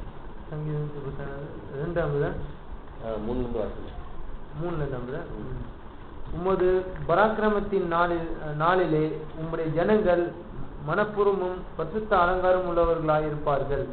விடியற் காலத்து கர்ப்பத்தில் பிறக்கும் பனிக்கு சமானமாய் உம்முடைய எல்லா ஜனங்களும் எவ்வளவு ஜனம் பிறக்காது 1000 வருஷத்துல அவர் உயிர்த்தெழுதல் சொல்றாரு. நீ மெல்கிசேதேக்கின் முறைமையின்படி என்றென்றைக்கும் ஆசாரியர் என்று கர்த்தர் ஆணையிட்டார். மனம் மாறாமல் இருக்கிறார். மெல்கிசேதேக்கின் முறையின்படியான ராஜா தான். அடுத்த வசனம். உம்முடைய வலது பரிசத்தில் இருக்கிற ஆண்டவர் தமது கோபத்தின் நாளிலே ராஜாக்களை வெட்டுவார். இன்னைக்கு நல்லா யோசிச்சு பாருங்க சார், அவருடைய கோபத்தின் நாள் வந்துட்டா இல்லைன்னு. ராஜாக்கள் கொஞ்சம் கொஞ்சமா என்ன ஆயிருக்கும். இப்போ ஒரு 50 வருஷத்துக்கு முன்னால பாத்தீங்கன்னா ராஜாக்களுடைய ஆளுங்க தான் பாருங்க, எங்க பார்த்தாலும் நினைவு சின்னம் எழுதி வச்சிருக்காங்க. தீரன் சின்னமலை, பாண்டிய ராஜா, பல்லவ ராஜா, சோழ ராஜான்னு வச்சிருக்காங்க. தவிர நாம எல்லாம் சரித்திரத்தை தான் பாக்குறோம் இப்போ. ஆனா ஒரு காலம் அவங்க இந்த பூமியை ஆண்டுகிட்டு இருந்தாங்க. இன்னைக்கு எங்க போனாங்க இந்த ராஜாக்கள்லாம்? ஏன் ராஜாக்கள் இல்ல? வந்து வெட்டிட்டாரு பிரதர் கம்ப்ளீட்டா.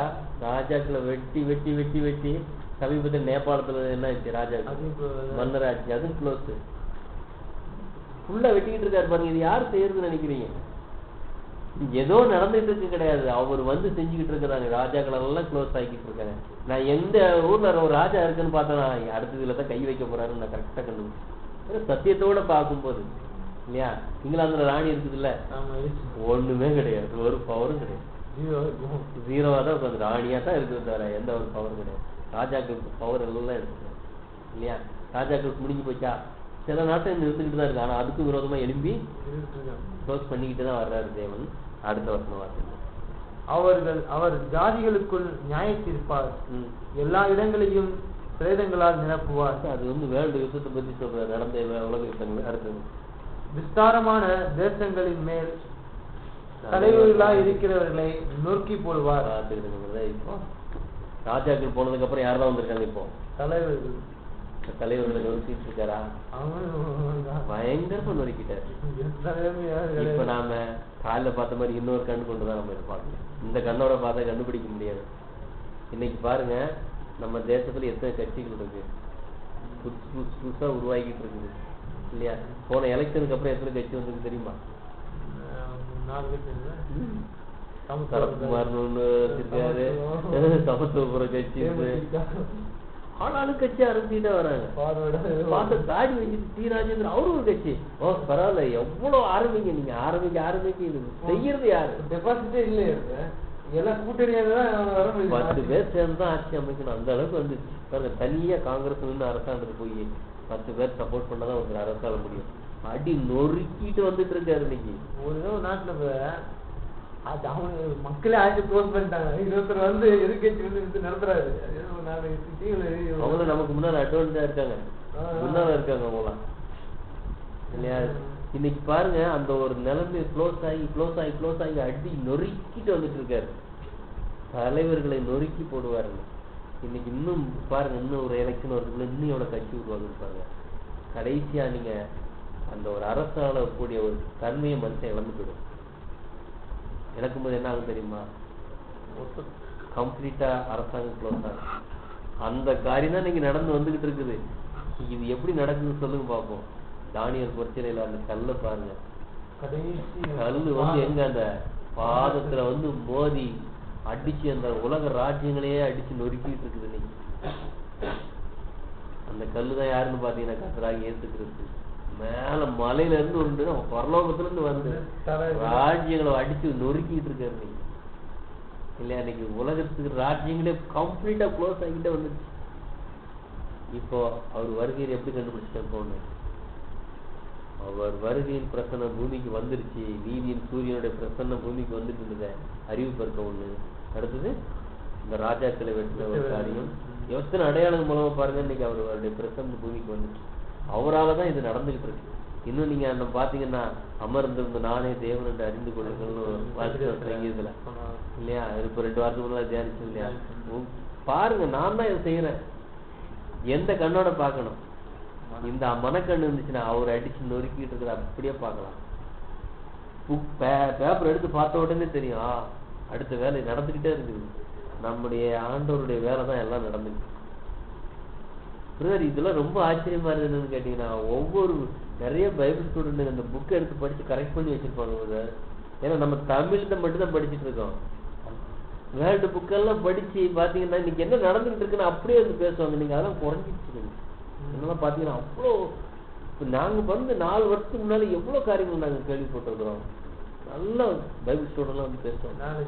நாலேஜ் உள்ளவங்க தான். ஆனா அவங்களாம் பிரிஞ்சு போய்கிட்டு இருக்காங்க நிறைய. அதனால இப்ப நமக்கு இங்கிலீஷ் தெரியாதனால நியூஸ்லாம் கூட நம்ம இந்த தண்ணி நியூஸ்லாம் இங்க உள்ள தமிழ்நாட்டுக்குள்ள நியூஸ் தான் சொல்றாங்க.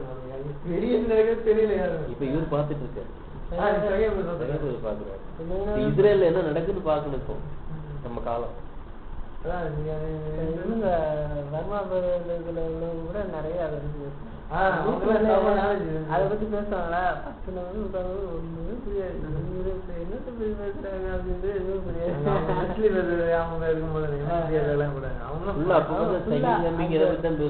இதை பத்தி நிறைய பேசும்போது புரியாது. ஏன்னா நமக்கு இப்ப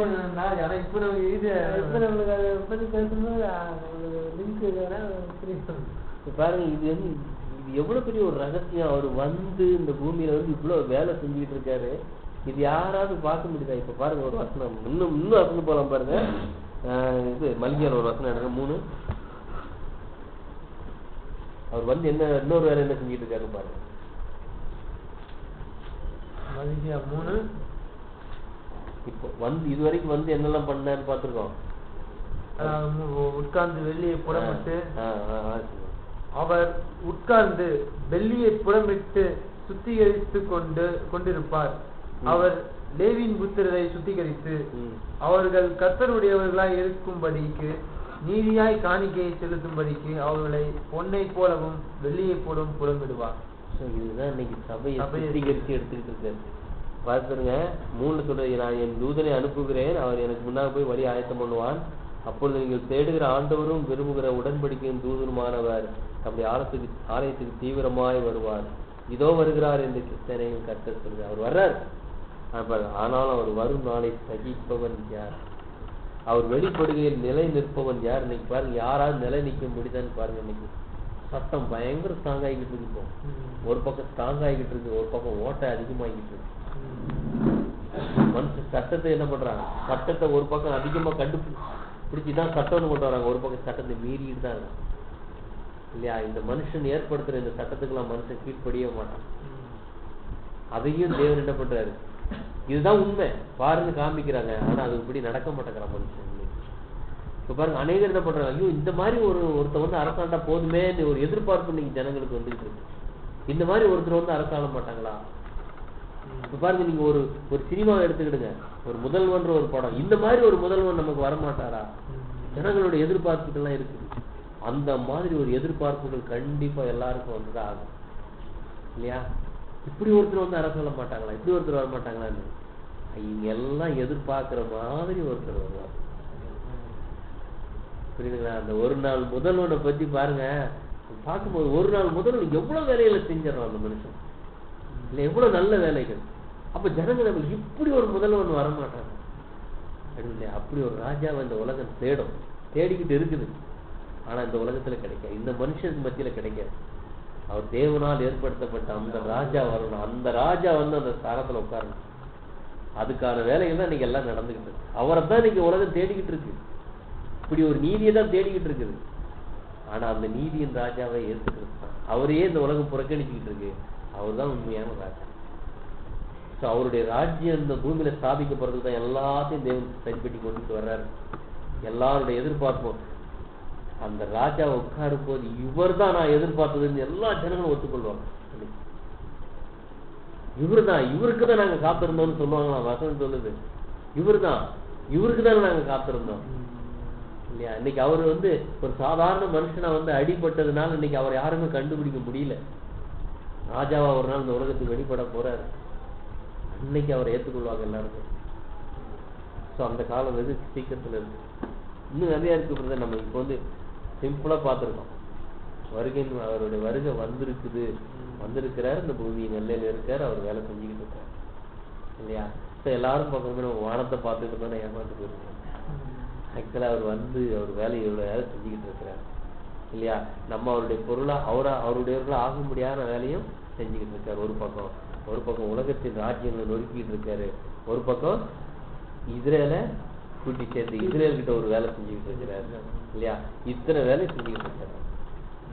இவர் தான் உண்மையான தேவனால் ஏற்படுத்தப்பட்ட ராஜா வந்தாச்சு இல்லையா? பிரசன்ஸ் தான். பிரசன்ஸ்ல அவர் வந்து ஒரு வேலையை அவர் செஞ்சுக்கிட்டு இருக்காரு. இப்ப நாம் அவருடையவர்களா இருக்கணும். அவருடையவரா இருக்கணும்னா அவரோட இருக்கணும். இப்ப அவர் என்னத்துக்கு வந்திருக்காரு, எந்த மாதிரி வந்திருக்காருன்னு இப்ப கண்டுபிடிச்சோம் இல்லையா? ஒண்ணு அறுக்கிற வேலையில வந்திருக்கிறாரு இல்லையா? இப்ப நாம என்ன பண்ணப்போம், அந்த அறுவடை வேலைய செய்யறதுக்கு நம்ம ரெடியா இருக்கணும் இல்லையா? இந்த நாள்ல போய் விதைக்கிறதுக்கு போனோம்னா ஆப்போசிட்டா நிற்போம். அவர் கையில கத்தியோட வந்திருக்காரு, ஒருத்தர் விதைக்க போறாரு. எப்படி இருக்கும்போது நம்ம அந்த காலம் இது கிடையாது. அப்போஸ்தலர் காலம் விதைக்கிற காலம், 7ஆம் தூதனுடைய காலம் அறுக்கிற காலம். இன்னொரு வசனம் வாசி, ரொம்ப சூப்பரா ஒரு வசனம் இருக்கு, வெளிப்படுத்தல சொன்ன அந்த வசனம் தான்.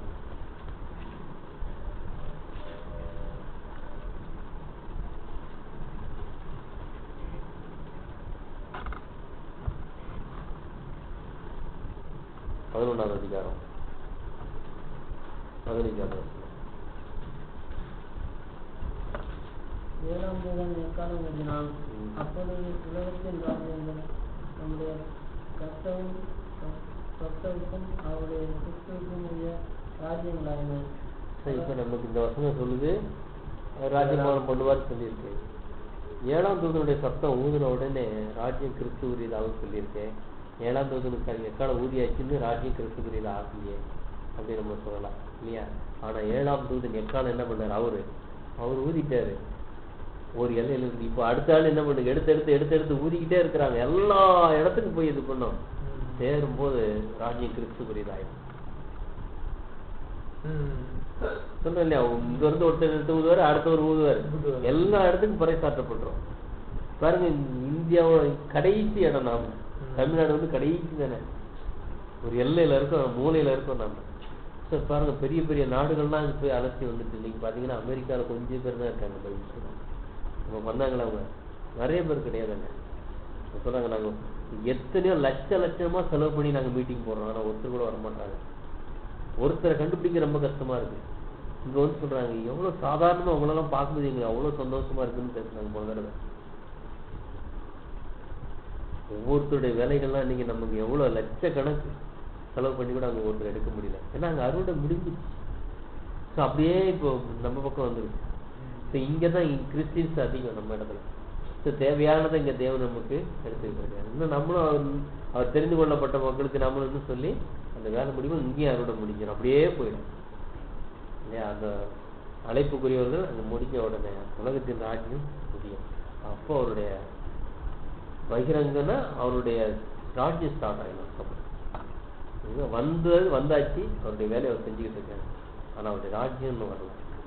அவருடைய ராஜ்யம் வரும்போது கம்ப்ளீட்டா எடுத்து அரசாள ஆரம்பிச்சிருவார். இன்னும் அதெல்லாம் அவர் கையில எடுக்கலையே. ஏன்னா இன்னும் அநீதி இருக்கு. அவர் கையில எடுத்த அநீதி நிக்குமா? எங்கேயாவது நீதி உள்ள ராஜா வந்து அநீதி செய்யறதுக்கு இடம் கொடுப்பாரா? இன்னைக்கு பிரபஞ்சத்தின் தேவன் எல்லாரையும் அழிவுக்குள்ள கொண்டு போய்கிட்டு இருக்கானே. இன்னைக்கு வந்து அவர் ராஜ்யத்தை எடுக்கல. அவர் வந்து அவங்களெல்லாம் விட்டுட்டு தேவையான வேலை செய்யறாரு. அவருடைய கை எங்கெல்லாம் போயிருக்கு இப்போ சற்று யோசிச்சு பாருங்க. அரசாங்கத்துக்கு மேல இருக்குது, இஸ்ரேல் மேல இருக்குது, சபையின் மேல இருக்கு. மற்ற எங்கேயும் அவர் வந்து என்ன பண்ண ஒரு வேலையும் செய்யல. சரி, நம்ம அவங்களெல்லாம் யூஸ் பண்றாரு, நம்முடைய வேலைக்காக யூஸ் பண்றாரு, அவருடைய வேலைக்காக எல்லாரையும் யூஸ் பண்ணிக்கிட்டு இருக்காரு. இதுதான் அவருடைய அவருக்கு இன்னும் காலக்கணக்கில் இருக்கு. காலக்கணக்கில் கொஞ்சம் சேஞ்ச் இருக்கு. இன்னும் காலக்கணக்கு அதிகமா நமக்கு தேவையில்லை இல்லையா? அவரு இப்போ இதுல ஏதாவது டவுட் இருக்கு அவரு?